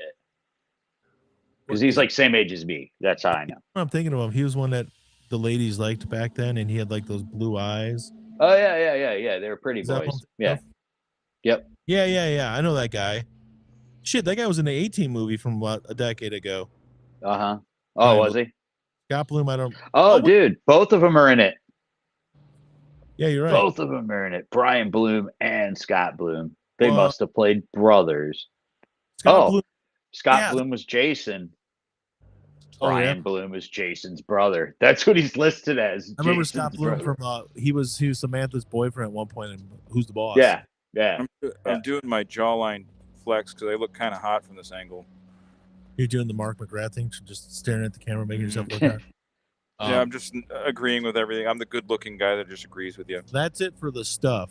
The next movie, I'm pretty sure everybody's seen here, at least. Yeah. Have you seen? I've seen Maximum Overdrive. I've only seen it once. That was Stephen King directed that. Yeah. He wrote it and he directed it. Yeah, obviously the clear influence of the Final Destination and all those type of movies where people get fucking fucked up. Yes. Wood chippered and things of. I remember seeing it. I knew nothing of it because I was a kid. Yeah. I didn't know what the fuck it was about. I just knew that like there was lawnmowers running around mowing people down and but the nice guy from Men at Work was getting chased around and stuff was going. Yeah. Even though it was before Men at Work, you saw it after Men at Work. Yeah, right? Exactly. Yeah. I was a teenager when I saw it. When I saw it, I had just seen Repo Man. So that's how I thought of Emilio. I had already seen Men at Work also, but I had seen Repo Man also at the same time. And then I saw him in this. I'm like, that's a dude from Repo Man. And he kind of still looked like that Repo Man look at that point, you know? But the description is. I remember like, what the fuck is going on? I remember thinking that, what is this movie? King was definitely on coke when he wrote that shit. Another thing about another movie with comets. After a comet causes a radiation storm on Earth, machines come to life and turn against their makers. And it takes place in North Carolina. So Stephen King, at this point, had written a bunch of stuff, and they'd made a bunch of his stuff into movies, and he liked none of them. Literally, he didn't like anything anybody else had made out of his stuff. Yeah, so he decided to direct it himself, right? He decided to direct himself. He's like, this will be easy. I know what I'm doing. I'll have some help from people. And guess what? I don't think he's ever directed anything ever again. That shit's hard. He realized, yes. It was nominated for 2 Golden Raspberry Awards, including Worst Director for Stephen King and Worst Actor for Estevez. But both of them lost to the same person, Prince in Under the Cherry Moon. Oh, dude. So they weren't even the best at being the worst. King disowned the film, describing it as a moron movie and considered the process a learning experience, after which he intended never to direct again. That's probably a good idea, man. I just didn't know what was going on, man, when I saw it. So it's one of those movies where I went in and watched it like halfway through. Oh, yeah. Never went back and watched it again. I was 12, 13. What the fuck? I think I'm the same way. I don't think I finished watching it. It was, I watched it. I didn't watch the beginning. It's if in case you're interested, Tubi TV. Tubi TV. It's on there right now. You can check it out. Do it. Oh, okay, sweet. I have Tubi TV. It's rocking. It's got Yeardley Smith in it too. I know that. Yeardley Smith is in it. She was in the Legend of Billie Jean. Yeah. Around the same time too. There's some other person I saw in it too that was. Yeah. There's a lot of people. Frankie Faison was in it. That wasn't it though. It wasn't Frankie Faison. Giancarlo Esposito was in it. Yes. A small role. You know, he's in it, but it was an interesting. Yeah. It wasn't a great movie. It's an entertaining movie. This says Marla Maples in it. I don't know if Yeah. that's true or not. Yeah, I don't remember. What a Trump's So- old lady. She might have just been one of the people that got taken out real early, and that's why we don't remember her. But Right. it was definitely an interesting movie, interesting concept. Maybe it wasn't, made well or anything, but it could have been better. I know at one point Stephen King's son was talking about remaking it. Try to make it don't. bad. That has not happened yet. So, that was number 7. What's number 6? Critters. I've seen Critters. I can honestly say I don't think I've seen all of Critters. Yeah, I didn't watch the whole thing, but I've seen Critters. I've seen I a have not seen the whole portion thing of either. Critters. They kind of look like Bullymogs from fucking Borderlands, really. They do. That's probably what And then Borderlands they- got from. So, but I can't tell you a whole lot about the movie. I can tell you what I know, and that's this description here. When strange fuzzy creatures from outer space arrive on the farm, the Brown family, Jay, Helen, played by Dee Wallace, Mm-hmm. their daughter April, and their son Brad, played by Scott Grimes, he's another child actor who's been in a bunch of stuff, must fend off the malevolent little aliens. 2 bounty hunters with superhuman abilities follow the aggressive beasts from beyond, but the warriors aren't terribly effective, leaving the Brown family to battle the furballs and rescue April from their clutches all by themselves. Directed by Stephen Herrick, who also directed and made, Allergies. bless you, who also directed and created the Mighty Ducks. Just so you know. So the guy who made the Mighty Ducks made Critters. That I did not know. So there's that. I don't know if that matters to anybody, but that's kind of a weird it's got a weird what do you call it? Filmography here. But whatever, it's fine, it's cool. Yeah. It's actually got a really good Rotten Tomatoes score, surprisingly, because Maximum Overdrive had a 14. This is a 52.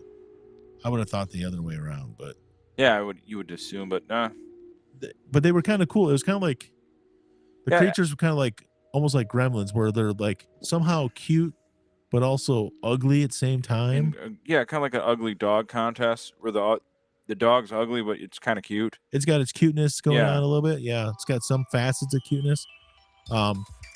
It was I know they made 4 of those fucking movies, Critters. They were probably all just, diminishing returns after the first one, but I should go back and watch it. If I get a chance, I'll try to watch it tonight on Tubi TV. Watch it. It's there. Well, it has a really great cast. Well, I mean, yeah, like I said, Scott Grimes is in it. It's got the chick from Something About Mary, the old lady, She's actually who was also in Kingpin. this is Billy. Billy Zane.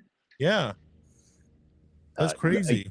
Can't forget M. Emmett Walsh. Can't forget him. Emmett Walsh. Emmett Walsh, isn't he the guy that tried to kill Navin Johnson in The Jerk? The guy who was trying to shoot him and then became the Yeah, they used to detective. No, he was the guy that used to do America's Most Wanted, right? That guy. No. What? John Walsh. Someone killed his John. son. Oh, yeah. That was Adam Walsh. He No. became a very good advocate for crime stuff. 'cause He did good Adam- stuff, yeah. It's got. Did you just hear a knock? Oh, it's from. It's from my horror ambient horror playlist that I'm playing right now. I'm sorry, I thought I was hearing the demon back at Demon! the door. Oh God, I got attacked by a demon. Did I tell you guys all about the demon Tell attack? us more. Right here earlier today, right around noon, a demon attack right there. Look. And that's what I thought the knocking was hit Satan coming back. Right there. Beelzebub What? himself knocking on the door. The door closing actually matched the. That's actually kind of cool. See, demon attack, right there. That's my front yard. You need to send that thing Demon in. attack. Let them analyze it for you. Send it to Zach But Bagans. that knock was from the music, not from that video. Okay, gotcha. Wasn't That- actually Satan at the door. No. Not yet. Oh. Not now. That was earlier Not today. yet. Not yet. Critters was a successful film, by the way. Oh, yeah. So $3 million like, budget, $13.2 million gross.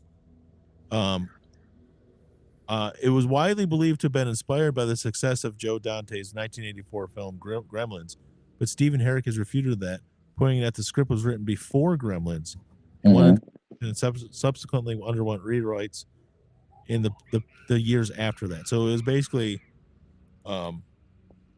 no, it wasn't based on Gremlins at all. It was written before. It was just happened to be A similar type monster thing. It was pretty bloody. I know that. And then it got cheesier and cheesier as the movies went on. I was wrong. I thought it was only 4. There was 5. 5 Critters movies. Oh yeah, well, But I mean, that's capitalize pretty on what you know. it made more than 4 times its budget back. That's pretty successful for 1980s, man. Tell you what. Now, number 5, I didn't see, but I love the title, Chopping Mall. Yeah, it's very clever. It has a chick from Night of the Common in it. Yes, Kelly Maroney, right? Yeah, the cheerleader sister. Yes, she's in it. She's about the only person I recognize in that cast. Although I think Roger Corman's daughter was in it. Yeah, no, Roger Corman's much younger wife was in it. Okay. Cradle Robber. Oh, Dick Miller's in it. Dick Miller was in all those movies in the 80s. He was in Gremlins, Gremlins 2, The Burbs. Oh, yeah. Explorer. All kinds of stuff. Yeah, he's in so much stuff. Garrett Graham's in it from Used Cars, right? That's the guy Remember the Used Cars movie? Yeah, Garrett Graham with Used Cars. He was the blonde guy that wasn't Kurt Russell. He was the non-Kurt Russell guy from Used Cars. He's in it. There's a bunch. That's about it. That's all the people I know. Monster Squad at number 4. Yeah, Chopping Mall I don't know much about. I've never watched it. Now, Monster Squad I seen when I was a kid. Don't remember much for it, but it was like it was just like Dracula tries to get people together, and they're gonna get some. There's a portal amulet thing, so he can run the deal. I saw Monster Squad. There's like when I was a kid. Wolfman and mummies and shit. I didn't realize how popular it was until I was older, and all of a sudden people were like, "Yeah, it's one of the best Halloween movies ever." I'm like 20. I'm like, really? I saw it when I was a kid. I thought it was horrible. I've seen it 4 or 5 times since then. It's a little bit darker because it's like a kids movie, you know? Yeah. And it's as a horror movie, it doesn't really work as a horror movie, but as a kids movie, it's too dark for a kids movie, man. It's got too much going on there. It's considered a cult classic now, by the way. People love Monster Squad. I say a bunch of times now. When I was dating my wife before we got married, her and her friend talked about how much they loved it. I'm like, you guys are crazy. People like that movie. Well, it's only PG-13, man. No, yeah, but there's some parts of it that are a little bit darker. I'm not saying it's scary, but if you watch it, it's just like, it's not if you see the previews for it, you're thinking, oh, this is like a kid-friendly movie, but it's really not. But it's a good movie. I think Monster Squad's a good movie in subsequent viewings of it. But it also spawned a documentary from that movie too about the making of the movie. It's called Wolfman's Got Nards. Seriously? No joke. It's real documentary because that's one of the lines from the movie.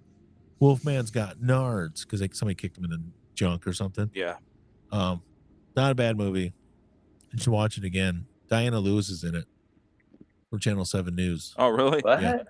Diana For Lewis. real? Yep. Also in Rocky. She was in Rocky. She's a Monster Squad. I believe she's in Rocky. Tom Noonan's in it. Tom Noonan's in it. Yeah, fucking Tom Noonan. Tom Noonan, he's so awesome. He plays Frankenstein, right? I believe. Yeah. Yeah, I believe. Yeah. Fucking like the serial killer from Manhunter. Mm-hmm. You ever seen Manhunter, which was basically the first version of Silence of the Lambs? It's Hannibal Lecter's in it with Brian Cox, but then Tom Noonan plays the killer. Like the prequel thing? It's big. No, it's literally like they made Silence of the Lambs into a movie and they called it Manhunter for some reason. Yeah. That was that was before Silence of the Lambs, right? Oh no, I'm sorry. This was before Silence of the Lambs. Manhunter was actually remade later on as Red Dragon, which is actually the book. Right. Dragon. But it was like William Peterson, Brian Cox played Hannibal Lecter. Yeah. Tom Noonan was a serial killer. Joan Allen played the blind chick in it. It was a really good movie, and it was made by Michael Mann. The guy made like Heat and Collateral, and a bunch of other shit. It's a pretty good movie. Good soundtrack. Good 80s, 1986 like synthwave type soundtrack. It's pretty cool. Creepy, and he was good. Brian Cox is an okay Hannibal Lecter, but Anthony Hopkins is obviously the best. Yes. And also, I do have to say, the black guy from the landlord from Coming to America? Yeah, Rock. Rock? No, there's another one too. Not Rock, but there's another one, Frankie Faison. Yeah. Frankie Faison is the only actor to appear in every Hannibal Lecter movie ever made. Manhunter, Silence of the Lambs, Red Dragon, Hannibal. He was in them all. The only actor to be in all, playing different characters in every single movie. The end. nice. Really? Anyways, Monster Squad, Tom Noonan. Now, Reanimator, Yeah. I've never seen it. I'm assuming with its name, it's some sort of zombie thing where you bring someone back to life It's actually more of because you're reanimating a corpse. I'll read you the subscription. So I've never seen it to know if it is cheesy. It's cheesy. Don't. It's based on an H.P. Lovecraft story. You ever heard of Lovecraft? Mm-hmm. Yeah. Oh, yeah. He wrote stuff. It's based on one of his stories, and here's the description of it. Come on, descriptions. Let's go. I just had it and then it went away. At the University of Zurich, Herbert West brings his dead professor back to life. Following the horrific side effects involved in the procedure, West moves to USA to further his studies. What the fuck is this? That's not a good description of the movie. It's giving you like a thorough biography. Yeah. So it would seem. It was a good movie, actually. It's if you like cheesy horror movies, it's the way to go. It's Reanimator? Yeah. Reanimator. Yeah, I liked it. I watched it. You know where I watched it. Oh, yeah. A couple blocks away. Yeah. It's got a guy who we talked about, Peter Jackson, earlier. One of the movies he made before Lord of the Rings was a movie called The Frighteners, which Michael J. Fox in it. Oh yeah. Love The Frighteners. I think The Frighteners is a great movie.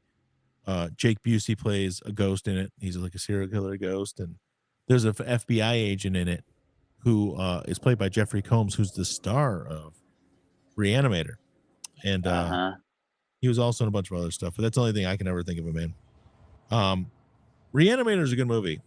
If you get a chance, what you should do is check it out on Tubi TV. Actually, it's not. Oh man, you juked me out. I know it's totally juked me out. I think there was 3 or 4 sequels too. Return of Reanimator, Bride of Reanimator. Oh yeah. There was. Yeah, for sure. Actually, that movie just had its anniversary a couple of days ago, the 18th. It's an odd movie. It's definitely got a lot of stuff going on, and it's pretty cheesy. But I always thought it was actually pretty good, honestly. I even watched it with Donovan, and he liked it a lot too. It's bizarre. Well, it's got William H. Macy in it. Yeah, I forgot he was in it, honestly. And George Wendt. Well, I mean, George Wendt. They were the president and the vice president. Of course they were. That makes sense to me. Now, but I don't remember because I haven't seen that movie in like fucking 40 years or something like that. It's quite the movie. If you, it's worth watching. If you can find a way to watch it, do it. It's really good. Don't watch the sequels. Don't watch sequels because they're not as good. The sequels are never as good on those fucking movies, are they? No, not when they're cheesy. Now, if it's already low budget and then they make sequels to it, guess what? It's gonna be lower budget for the sequels. You can't do the cheese. You can't get away with the cheese. The cheese only works one time. A lot of times when you're trying to be cheesy, you can't pull off the cheese. You know what I mean? Like Sharknado. Yeah, it only happens. Sharknado is fucking cheesy, but then they were like, "Well, we got to lean into this," and we tried to make them cheesy, and that's what made it worse. Yeah. Don't do it. Just let the cheese go. It works better when you're not trying to make something cheesy. Oh yeah, and then it ends up cheesy. Yep, that's when it works. Yep. Now the next move, one number 2, is about Dr. Disrespect, Chris Tyson, Diddy, and Jeffrey Epstein. Yeah, Night of the Creeps. Night of the Creeps. It's not about them. It's not at all. I've never seen it. So Night of the Creeps. I've seen it. Guess what? It's on Tubi TV. Check it out. I'll have to check it out. It's got a good Rotten Tomatoes score too. 73% on the Rotten Tomatoes meter. And 70 audience score. The Rotten meter. It's got quite the cast. Tom Atkins is in it. You know Tom Atkins, guys? No. From the Diet. No, He was in None the of it. fog. He was in the fog. He was remember in Lethal Weapon? Oh, yeah. Remember the movie Lethal Weapon, where the guy's daughter jumped off the balcony on top of the car and she was naked? Remember that in the Mhm. beginning? Yeah. Yeah. And then Oh, they went yeah, to it's hot. house. They went to his house and he's like drinking like milk or something out of a carton. And all of a sudden, a helicopter flies up off the cliff and starts shooting in the house, and he gets shot. Yeah. That's Tom Atkins. Okay, that's him. He was also in Escape from New York. How did I not know? He's in Escape from New York. He was actually a John Carpenter guy. He's in a bunch of John Carpenter stuff. Halloween 3, The Fog, Escape from New York. But he's in it. Who else was in it? I just saw this. Jason Lively's in it. Do you know who Jason Lively is? Blake's Dad. dad. Yep. Oh, was actually yeah, Tom Atkins. Yeah. He was he's in been a in ton bunch of stuff. Tom by God Atkins. And then most importantly, Alan Kaiser's in it. Okay. Oh, dude, Jason Lively. That's from what's this? From Vacation, right? Yeah, yeah. European Vacation. Yeah, he's European Vacation. He's Rusty. That's Yeah. Blake Lively's dad. Amazing. Yeah, I didn't know that up until Dude, recently. he's what? He's Blake Lively's dad. Dad. Fairly attractive. Wow, dude. He like is she? I didn't realize she was that young. Oh, she's not even 40 yet. Yeah, but he's like, dude, he's like only a few years older than me, I think. Jason Lively is? No. Dude, I think he's not that Well, old, dude. I he's think got- he's like maybe a few years older. Oh yeah, I just like looked him up. He was born in '68, dude. He's only 5 years older than me. Yeah, that's fucking old, though. Anyways, Yeah, that's fine. Dude, she's 37. That Hold means on. he was 19 straight up. hold on. I don't know if that's right. I think something's wrong there. Yeah, dude, it's not. Are we doing misinformation? Yeah, dude. Are we doing Oh, misinformation? you know where it says parents and then siblings? I looked under siblings. Blake Yeah, Lively- okay. Yeah. Okay. my bad. Still a lot. Yeah, because like there's like a whole bunch of lot older of- Livelies and then younger ones. Like there's like a significant age difference there. Yeah, Robin Lively's like in the middle there, Yeah. and with her red hair, love her so much. Yeah, she's like really close to my age, but then there's like a drop off with Me and her made out. I believe it. I believe it, man. It happened. Oh, but like I said, Alan Kaiser's in it. You know who Alan Kaiser is, right, Alan? the Kaiser maybe. Barack Obama's family. Oh, He's in it. he's a fantastic actor. Oh yeah, he's known quite the thespian. Yes, But now you have the worldwide. I don't think I read the description of it. You guys want me to read the description Sure, of this go ahead. awesome movie Absolutely. that I've totally seen most of? Yeah. Alien brain parasites that enter the humans through their mouths are turning their host into killer zombie-like slug creatures running amok on a university campus during Pledge Week. Running during Pledge Week. Yes, So there's lots of Running tins. amok. DNA going on. Back then when they used the term boff, that we boff. Yeah, Me and her. Boff. Oh yeah, dude. it's a Yeah. Boffing and fucking is the same thing. it's become a cult classic in the last 4 decades, but it cost $5 million to make at the time and brought in $591,000. So it did not make its budget back. No. It was pretty close. It made 10% of its budget back and then stopped doing anything after that. It's horrible. It's an interesting movie. It's not great. It is cheesy. If you like cheesy films, it's definitely one to check out. Even the slugs are kind of weird looking when they crawling on the ground and stuff. But that's all I got for Night of the Creeps. I got nothing else. The next Yeah. one, though, This one I actually did see. we know this Stellar one. cast at that one though. Number one, we know very well. Killer Clowns from Outer Space. This used to play at the duplex a lot for some reason. It was always being played. It was always being played during our parties. Killer Clowns from Outer Space is a classic. It is the cheesiest horror film of all time. It definitely is the cheesiest of all time. Also, very good theme song. Love the theme song. Oh yeah. And then- It's kind of got like a surf rock kind of sound to this the theme song with the circus thing going on too. I worked at the theater when this movie came out. Did you? Yeah. Even before like cheesy films were like in vogue, everybody's like, "Man, that movie was so cheesy, but I love it." Yeah. Oh yeah. Absolutely. This this is before anybody like Theme songs by the Dickies. That's right. the Dickies. The Yep. Dickies. And one of their drummers used to be in Red Hot Chili Peppers or in a band with members of the Chili Peppers. Yeah. So yes, Um. probably the cheesiest movie of all time, cheesiest horror film of all time. Sorry. Now, it's an interesting film. It's got some pretty creative stuff going on. It really leans into that circus motif, doesn't it? Yes. Their ship and everything. It like when it lands, it becomes like a circus tent. Their car that a bunch of them get out of. Oh yeah, the clown car. Yeah. Is anybody notable in the cast? I don't No. really think there is anybody. John Vernon's in it. John Vernon was the dean in Animal House. Oh, yeah, the chick from Weird Science, the blonde, not my girl, the other one. Yeah, that's right. I forgot she was in it. This says Christopher Titus was in it. Really? Titus was in this? Oh, I don't know if really? that's true or not. He may have. He was pretty young, but he may have been. Well, I mean, I guess not. He's about 60 or so, isn't he? He's probably. It's got Grant Kramer. Like he was in tons of like movies back then. He was in Hard He's Body. like the main star in it. Yeah. he was in Hard Body. Yeah. Yes, he was in Hard Bodies. Yeah. And part He 2. was in a ton Hard Bodies too. Yeah. Leaping Leprechauns. He was in that. Yeah. It's got a bunch of people in it that I know of. Like people I remember, but I don't remember Christopher Titus, but he was probably pretty young at that time. I don't know if I trust this. They always do that. Like, this person's in it. This person probably talked about it at one point. They're like, yeah, they're in it.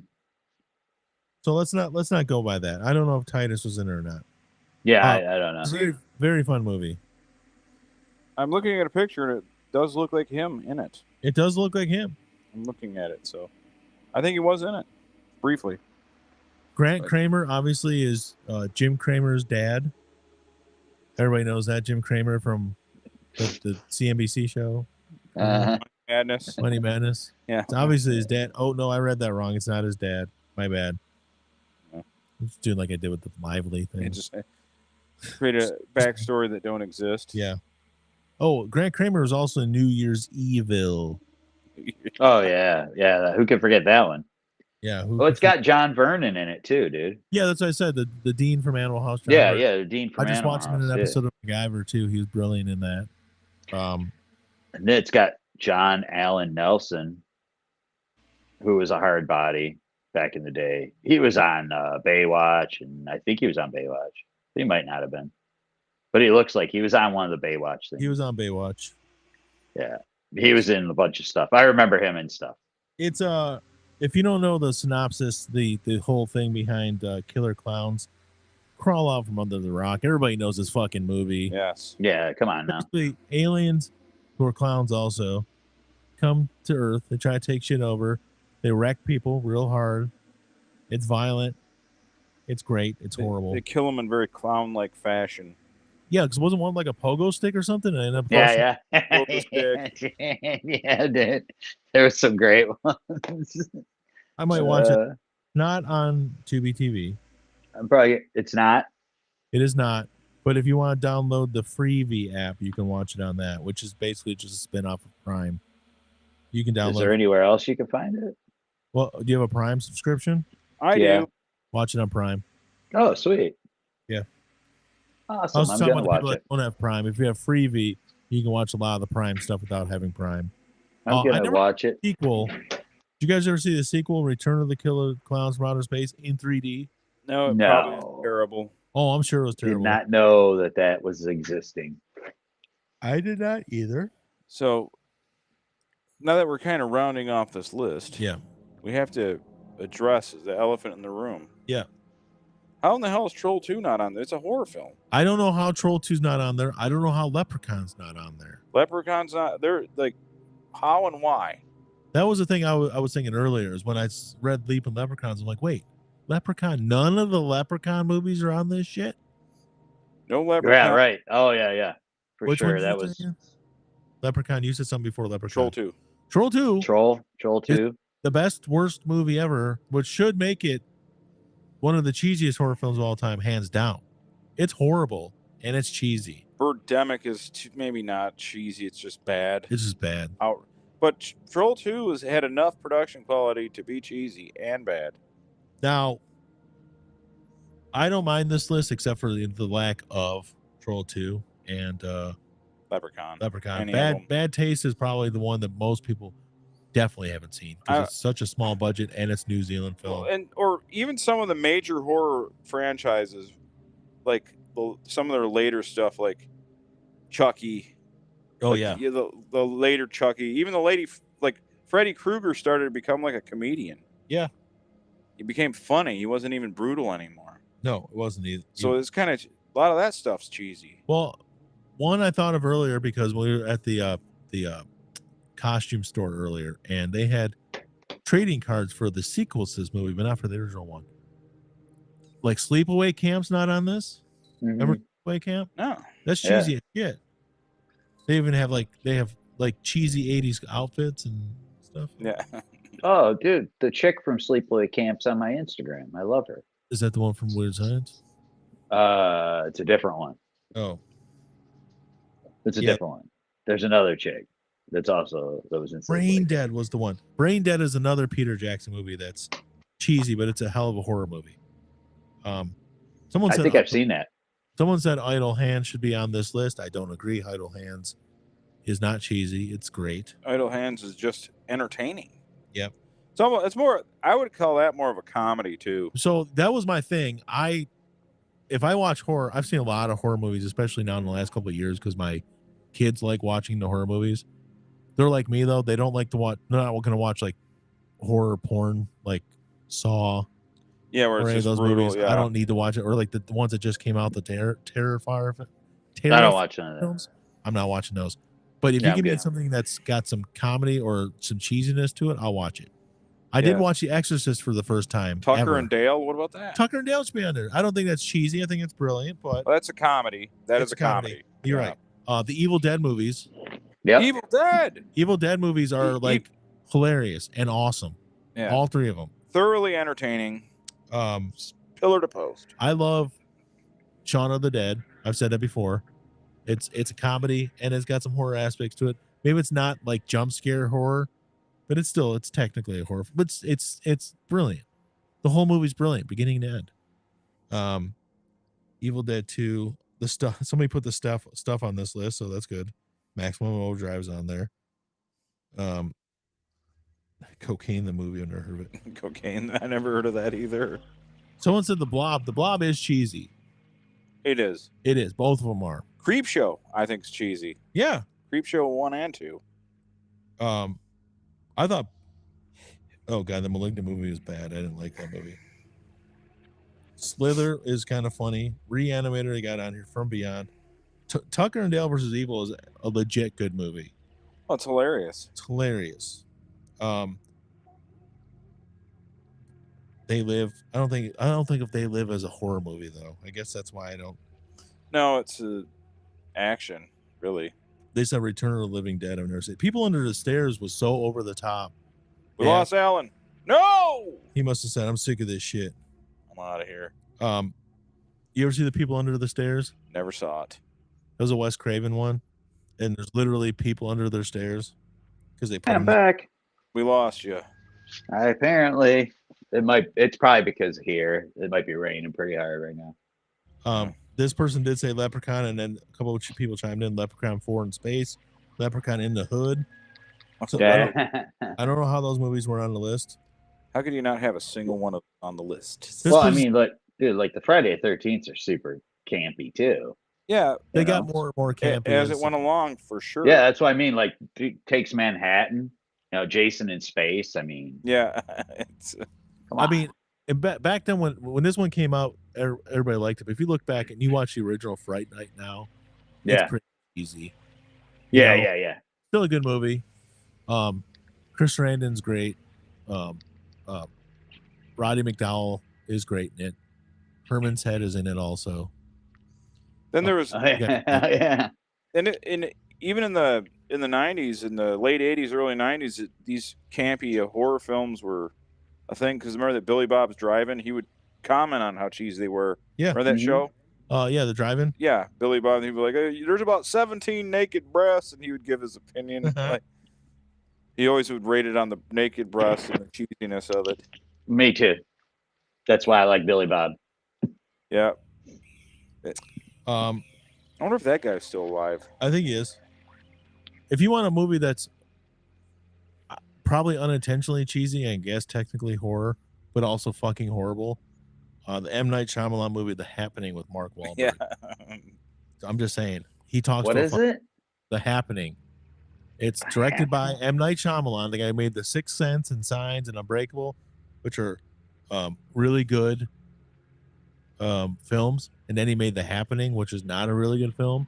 Basically, there's some spores that are also released from all the trees and stuff and all the plants that are killing off the people.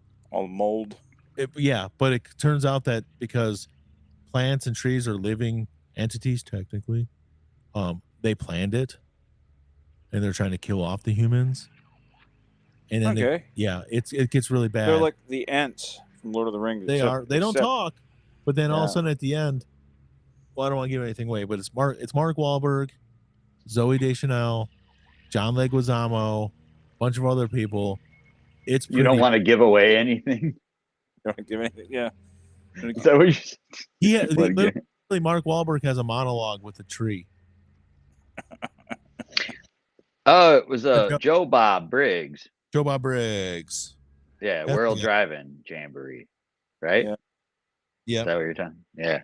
He would also do the cheesy like action, like Deathstalker and cheesy action, sword and shield stuff. The Last Drive-In with Joe Bob Briggs. And then he was oh yeah, there's a whole bunch of stuff he did. I've never seen it, but I've heard things about it. The Fog with Jamie Lee Curtis, about the pirate ghost in the fog and stuff from 1980. I've heard that's quite what about Chud? Yeah, Chud was good. Yeah. There was I mean, like, there's a lot of bad ones. I'm gonna have to go back and watch Chopping Mall. I didn't realize that was a Roger Corman film. But Chopping Mall is, again, one of the best titles ever for a movie. It's fantastic. Someone said Buffy the Vampire Slayer. That's not a horror movie. I don't care. No. I find the original quite funny. I always thought it was really good. But I mean, it's not good, but I always thought it was pretty good. Dead Alive is the other Peter Jackson one I could not think of. There's a lot of movies that are on here now. Oh, Demon Knight, Tales from the Crypt, Demon Knight with Billy Zane as the fucking the demon who talks like a fucking cowboy and stuff. It's got Jada Pinkett. It's got Death from Bill and Ted in it. William Sadler. Yeah. It's got the black lady from one of the Law and Orders. I can't think of her name. It's got a bunch of people in it. It's great. I love Demon Knight. Love Demon Knight. Basically, there's a key that's like gold and like has gems and stuff on it, but it's filled with the blood of Christ from his crucifixion. Yeah. And this demon's been chasing it since then. And they finally found it at this basically flop house in the middle of the Nevada desert. And he's been chasing William Sadler for a long time, who's the keeper of the key.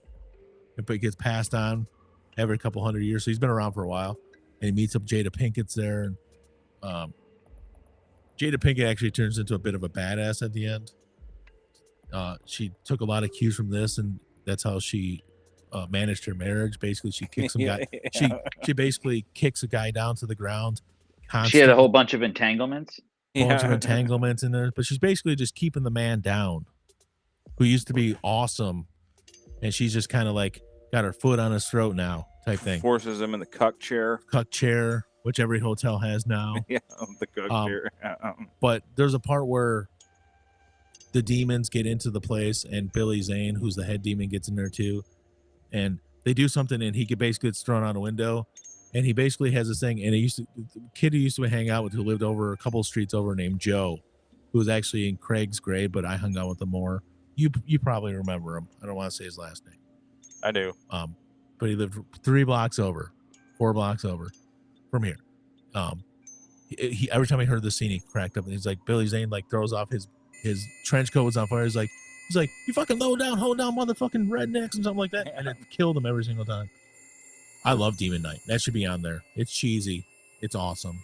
Much better than Bordello of Blood, which was a sequel. But there's a lot. There's almost too many cheesy horror films to name. Honestly. Of the 80s, yeah. There was This list is good. Untold. And 90s. But any list without Troll 2 and Leprechaun of some sort is definitely not perfect. no. Sorry, guys. If you don't have Troll 2, you don't have a list. I would have to move Bad Taste off the list because I don't know it and put one of those other movies there. Yeah. But all those other movies are probably there. Maximum Overdrive, it is a horror movie, but I don't know if that would be up that high. Night of the Comet should be higher, in my opinion, if you're going with the cheesiness of it. Yeah. You know? Because Maximum Overdrive was, concept-wise, probably a decent concept for a movie. Especially because you had like movies like Pulse and some of the other ones where like, you know, like something happened and the devices went out of control. With this one, you could have the same thing. It's something that could technically happen, I guess. No, it couldn't happen. Maybe Troll 2 is kind of like Metallica or Black Sabbath, where it's the best in its other category. You can't have it in others. Maybe that's what they're thinking. I hate that. They're a rock band, but they're also the metal band. You know what I mean? Yeah. Maybe they're a top 10 rock band, but the top metal, you know. So maybe Troll 2 would only be like 7 on this list. I mean, at least it'd be on the list, though. I would take it on the list anywhere. It should be on the list, period. I think it should be on the list no matter what. Yeah. Yeah. Maybe the first Leprechaun. I would put it only behind Killer Clowns. I would too, yeah. Definitely be up there.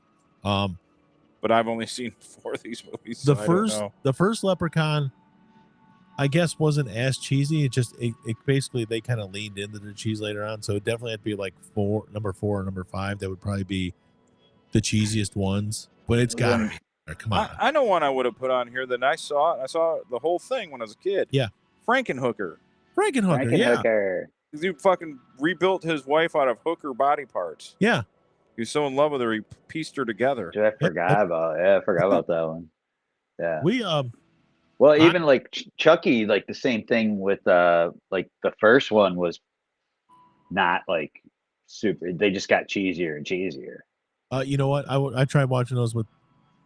I think your door just opened up again, Mike. Demon Attack. No, I'm not even joking. It looked like I just saw the reflection of it. I think it opened and closed again. Demon Attack. Keeps happening here. Keeps happening. Demon Attack. I wouldn't even. Well, I wasn't even playing it up so you'd play the video. I was just saying it because it's legit looked like it. There it is. Right there. Look. This keeps happening. Demon Attack. One after another. I keep sustaining these attacks. I don't know how many times it's got to happen to me on film. I have proof. Do you see the entity in the background of the trees? Not even right there across the street in the trees or in your tree in the background. I swear to God, I saw a figure there. Saw its shape. Tell me, man, something's going on. I can loop. See the feet. I can loop this video. Anyways, I didn't know I had a loop option, so let's just loop it the whole. Yeah, I should have just looped it the whole show, over and over again. Don't worry about anything else. We'll just loop this the whole time. But I watched the 3 Child's Play. I watched 4 Child's Play movies. So I watched the original trilogy, the first 3, and then the remake from a couple of years ago, which sucked, by the way. But the first one was like, I mean, it's a serial killer. It's inhabited a doll. It's not a more serious movie, but it is in comparison to the first 2. Right. It was decent too. Chris Sarandon in that too, by the way. Yeah. And then it was good from one of those TV shows or Seventh Heaven or something. The lady who sings the whales in Star Trek 4. Her. Kind of hot. Yeah, she's like hot, but not like overly hot.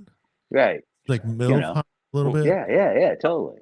And you're not. So there was that, and then all of a sudden you get into the second one, which was, the step family. Someone adopted them, namely Jenny Gutter and Garrett Graham from Used Cars.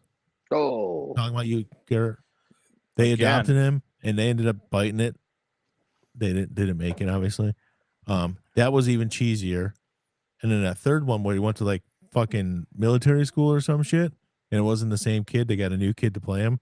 Yeah. Was just like, I had trouble getting through the whole thing, and I'd seen it before. I was watching. It's literally an hour and 29 minutes. It's not even an hour and a half, and I had trouble getting through the whole thing. It was bad. what part was this one? Part 3. Oh, Like it was like, oh god, this one's hard to get through. Yeah, the Child's Play movies. I think Child's Play, one of those should be on there too. I like the movies, except that they're Bride of Chucky. I never, you know what? I don't think I ever saw anything after 3. I saw up to 3, and I never saw Bride of Chucky or Seed of Chucky. Chucky arguing with Rick Steiner. Yeah, I forgot about that. Oh my god, I forgot about that. Completely forgot about that. During a match, during a live WCW event. Yeah, that was actually fucking horrible. That was actually one of the interesting things. If you ever watch any of the behind the scenes stuff on the first Child's Play, was how they did the doll thing. You know, they'd have a puppet moving it, but when they showed like the doll running across the floor or whatever, how they had a little person in the suit, and they basically had to build a set where everything was 33% bigger. So they like built this coffee table, but it was 33% bigger, or this or that. That's how they made it work. Was they had this guy who was really short in a suit, and they built everything just a little bit bigger, so it looked like he was a doll running around and shit. And they basically, when he attacked Chris Sarandon, they shot it from below, and they had Chris Sarandon standing like in a milk crate or some shit. That's how, and they did it through angles and stuff. It was actually kind of brilliant the way they did a lot of it. Yeah, they didn't use they didn't need AI or any of that crap. If you watch the remake from 2019, Aubrey Plaza's in it. A couple other people you might know. I don't know. It's not great. No, it's basically horrible. It's a completely different movie. There's a doll that kills people. That's it. Also, I wanted to say, Demonic Toys is also a horror film that's cheesy. Never seen it. I believe you though. It's got Tracy Scoggins, who's in a bunch of movies, and that's the only person I can think of right now. Oh yeah, but she was in it. It's clearly a hit. It's kind of cheesy. Clearly a hit.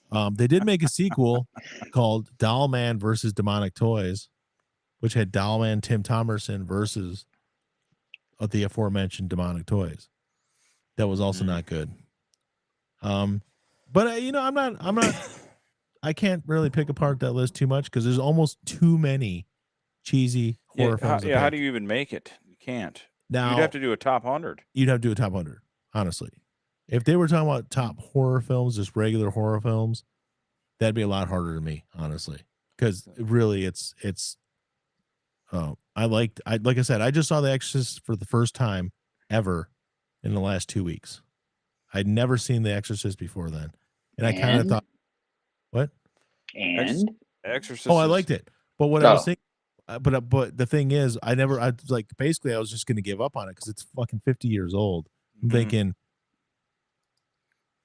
does it even hold up at this point after you've seen all these other horror movies? And Linda Blair, yeah, there you go. Yeah, Linda Blair. Blair's boobs in that movie though because she was 13, but Linda Blair after that. Linda Blair as an adult. She was on an episode of MacGyver I watched the other day. She looked real good. Looked real good. Yeah, for sure. But the first one was a very good film, very well shot. The acting was fantastic. The guy that played the priest, not the old priest, but the younger priest, I thought was great in it. That dude was just the fucking stud hero of the movie, really. You guys have seen the original Exorcist, obviously. I'd like to exercise them. But you Mike, you had seen it when you were a kid. And you said you saw it way too young. It and absolutely horrified me. I could see if you were like a 10-year-old watching that movie, how you'd horrify you, especially someone who comes from, a bit of a religious. Yeah, you weren't, but your grandmother was and stuff. There was always religious. Everything was the devil's gonna get you. Devil's gonna get you. I can get it. I spent 2 weeks thinking I was gonna get possessed. Well, I thought I was gonna get possessed and I was gonna be puking. but watching green pea after split watching pea soup. all these other films before The Exorcist and then watching The Exorcist, dude, you can see so much stuff that people just not mimicked, but inspired a lot of stuff they did in all these other Yeah. films. So I get why The Exorcist is up there. By today's standards, it's not scary at all, really, if you think about Yeah. it. But especially 50 years ago, everybody had some kind of church background. Almost everybody had some kind of church background. Yeah, it was much more religious. But basically at the end, when that young priest, the one who was the boxer and stuff, and yeah, he basically just took the spirit in him. And he's like, shit, I got to end this. And he just jumped the fuck out the window and killed himself. I'm like, Jamie, why you doing that's this a to me? baller move, man. Yeah, dude, he sacrificed himself. That was fucking sweet. I like that. The part I laughed at the most was she grabbed the old priest's head and stuck it in her crotch, and she's like, lick it. Maybe it was her mom. I can't remember which one, but I laughed so hard at that. Or your mother sucks cocks in hell. Yeah. Yeah. Or the one that freaked me out though, like, because wasn't she jamming the cross in her crotch?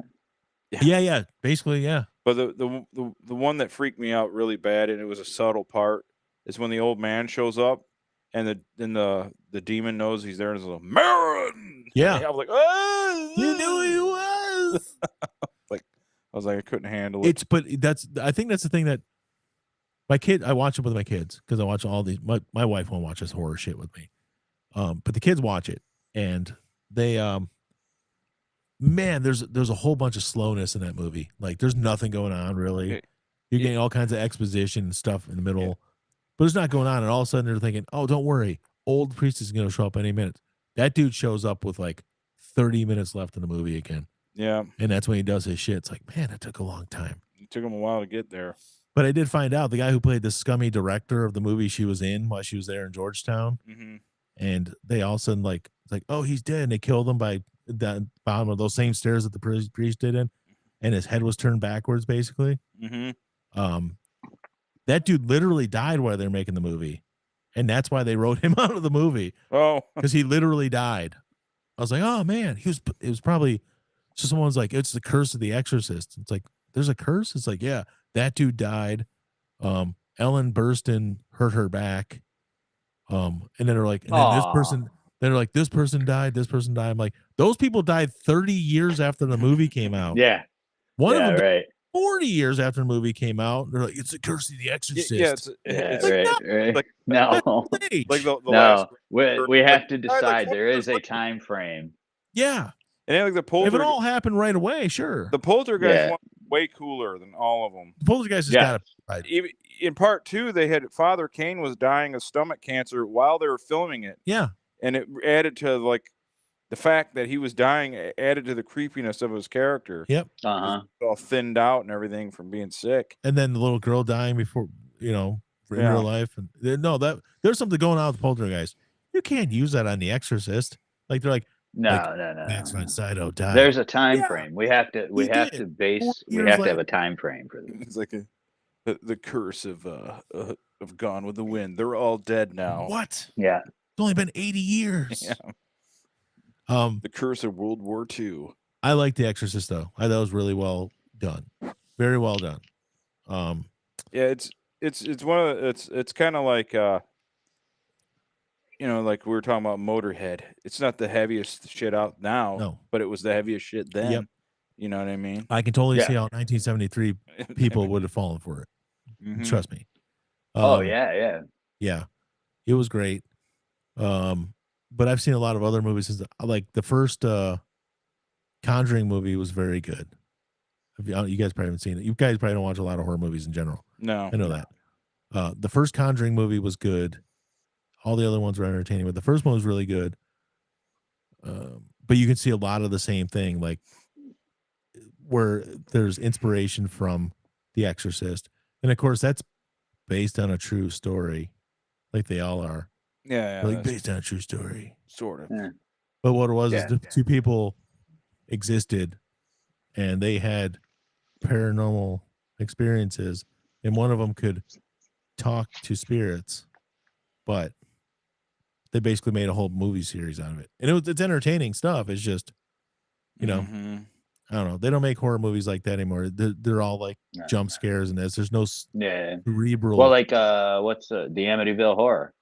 Yeah. That's that was based on supposedly a true story of a possessed house or whatever. Well, actually, the first Conjuring movie is basically kind of What a about this horror? Oh my God! Speaking of Amityville, Well, this is yes. no, it's got to be somebody driving by or something because I just saw the same light It's on your door. it's another Ville. Yeah, it's horror. just a different Ville. Yeah, Yeah, it's a horror in another Ville. The first Conjuring movie is kind of the same kind of situation. The house is possessed. Maybe it's not the house. Maybe it's a tree out front. I'm not giving anything away.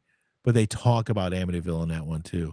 And if you're familiar with the backstory of the Amityville, or again based on a true story, the people that investigated it are the people behind that are the basis of the Conjuring movies.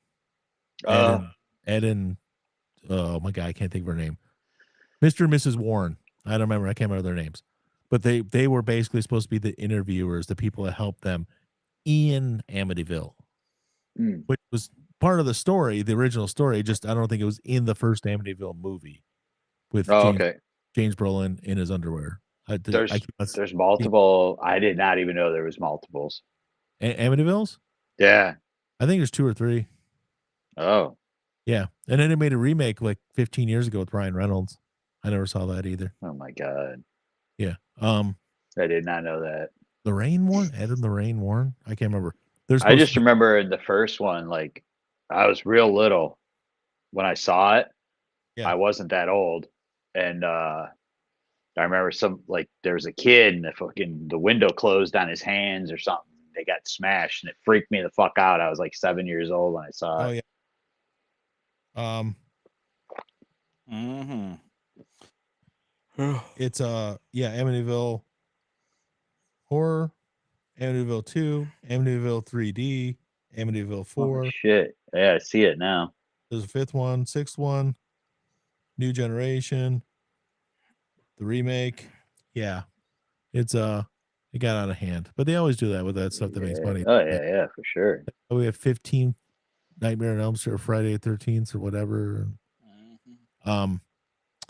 Yeah. But it was an interesting film, Conjuring. I never saw it. You should. It just the first one was pretty good. It's got Peter from Office Space. He's in it. Nice. Patrick Wilson. I don't know if you know who that is. Patrick Wilson. He's an actor. Mm-hmm. He's a really big fan of the band Ghost, and they did a song for one of his movies too. He sang on it. Anyways, they're gonna darken quick. There was another horror movie I just thought of. Oh, what about The Omen? I never saw it. Yeah. I know there's Rottweiler in it. Yeah, The Omen was one of those ones too that was supposed to be really scary. I don't know if, again, I've not seen it. I don't know if it holds up or not. But you get very little now horror that is just cerebral and you have to like think about stuff. It's almost every one of them resorts to some kind of jump scare. I prefer cheesy horror movies anyways. Cheesy or comedy horrors. Anything that's horror with a comedy. There's one with Vince Vaughn from a couple of years ago where it was like Freaky Friday, where he switched bodies with a girl, but he was a serial killer. So she became the serial killer. That was actually interesting. Called Freaky. That's what they called it. But there's a lot more. I like humor in my horror. Does it make sense? Yes.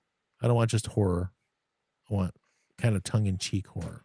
Anyways, I'm done talking about horror movies, guys. Sorry. Well, in the original Amityville, there's a curse because there's a bunch of people dead from it. Yeah. Yeah. There. Is there? Yeah, there's a bunch of dead people in it. See? Yeah. See that? I mean, what's the time? I heard that about Nosferatu. I mean, over like 45 years. Yeah. Yeah. You guys know? Do you know that the guy that played and directed Nosferatu is dead? F.W. Murnau? Whoa. Yeah. Wow. That's freaky, man. He lived to be 170 or whatever. After he made that movie, yeah, he died. He's dead. That's now. only 100 years ago, guys. Like he died like 80 years later. I gotta look it up. I think I nailed that fucker's name too. That's the curse of Nosferatu curse. Yeah. directed by F.W. Murnau. I was right. Sometimes I seriously do that. I watch like an old movie and it kind of like it's just weird. Everybody here in this movie's dead. They have to Yeah, be. I'm pretty sure in Nosferatu, I think all of them are dead. I would be surprised if they weren't all dead Yeah. in that movie. I would say, yeah, I would almost guarantee they're all dead. Maybe unless you have some 108-year-old child, the person that was a child in that who's still alive. Mhm. I hate that shit. It's like the curse of this. No, man. You get old and you die. That happens. Shit happens, man. Yeah. There's like people are like, it's like, oh, there's people online who are like, our graduating class is cursed. All these people died. It's like, well, you're fucking old. Yeah. If you don't take care of yourself and you eat like you're a teenager at when you're 15, and now you're 48 and 300 pounds. Yeah. You know, I don't know how it did that. And now if you're the class of 2019, your high school class of 2019, and all of a sudden now in 2024, you've lost like a couple dozen people. Yeah, you might be cursed. Yeah. Might just be unlucky. But really, anytime after 35, people with bad genetics or not taking care of themselves, they start dropping. It's going to catch up to you. I know that, but well, now F.W. Murnau died very young. Yeah, 1931. Only 9 years after. See, he's cursed. It's where it started. That's where the curse started. It took 80 more years. But I'm to kill everybody. Out of tiredness. I wanted to talk about Chubby from the Little Rascals, but we can wait on that. Chubby. Remember Chubby from the Little Rascals? Uh-huh. Yeah, he died really young. That's a curse. Dude, have you ever seen have you ever looked through that? Like, dude, there's a lot of Little Rascals that died young. Dude. True. There's the curse of Gettysburg. A lot of people died. A lot of people died. Mm-hmm. Clear curse. But like there is some like I'm not saying it was strange, but there was like a lot of them died young, like from Little Rascals, like 20s, 30s. Yeah. Yeah, they did. There's a decent amount of them that did. Chubby was 21. Chubby. Young. Alfalfa was relatively young. So yeah, there was one Froggy. He had like a froggy voice. He had big, thick glasses, and I think he died like really young, like 19 or 20, in like a motorcycle accident or some shit. Mike's falling asleep at the computer. Very cursed. Don't fall asleep at the computer, man. Oh my god. Very cursed. So the Halloween special has come to an end. Yeah. You can find us at radiounderground.gay. Radiounderground.gay. And we can do a top 10 list every week. Yeah. All right. That's a good way to, like, we do an hour of points and just riffing. Yep. And then the second hour, sometimes the top 10 ain't going to really necessarily take that long. No. The metal list we took 35 minutes. So if it eats up the whole second hour and we bleed over a little, it doesn't matter. Yeah. We're not on a time crunch. We got to come up with a good top 10 list for that next one. I just get tired. That's all. But think of something that's, what's that word called? Where it's about now. You know what I'm talking about? Where it's kind of things, I can't think of what I'm talking about. Relevant, contemporary? It's contemporary. Yeah. It's, Yeah, we can do contemporary. No, we don't have to. We can do whatever we want. Yeah, we can do top 10 about anything.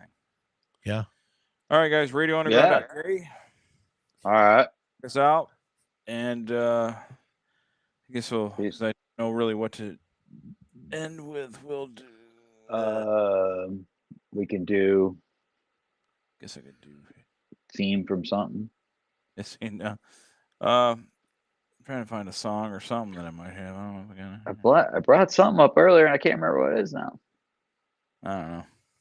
We'll have to do we'll just do one of Andrew's. Yeah. So here you go. RadioUnderground.gay. Check us out there. All right.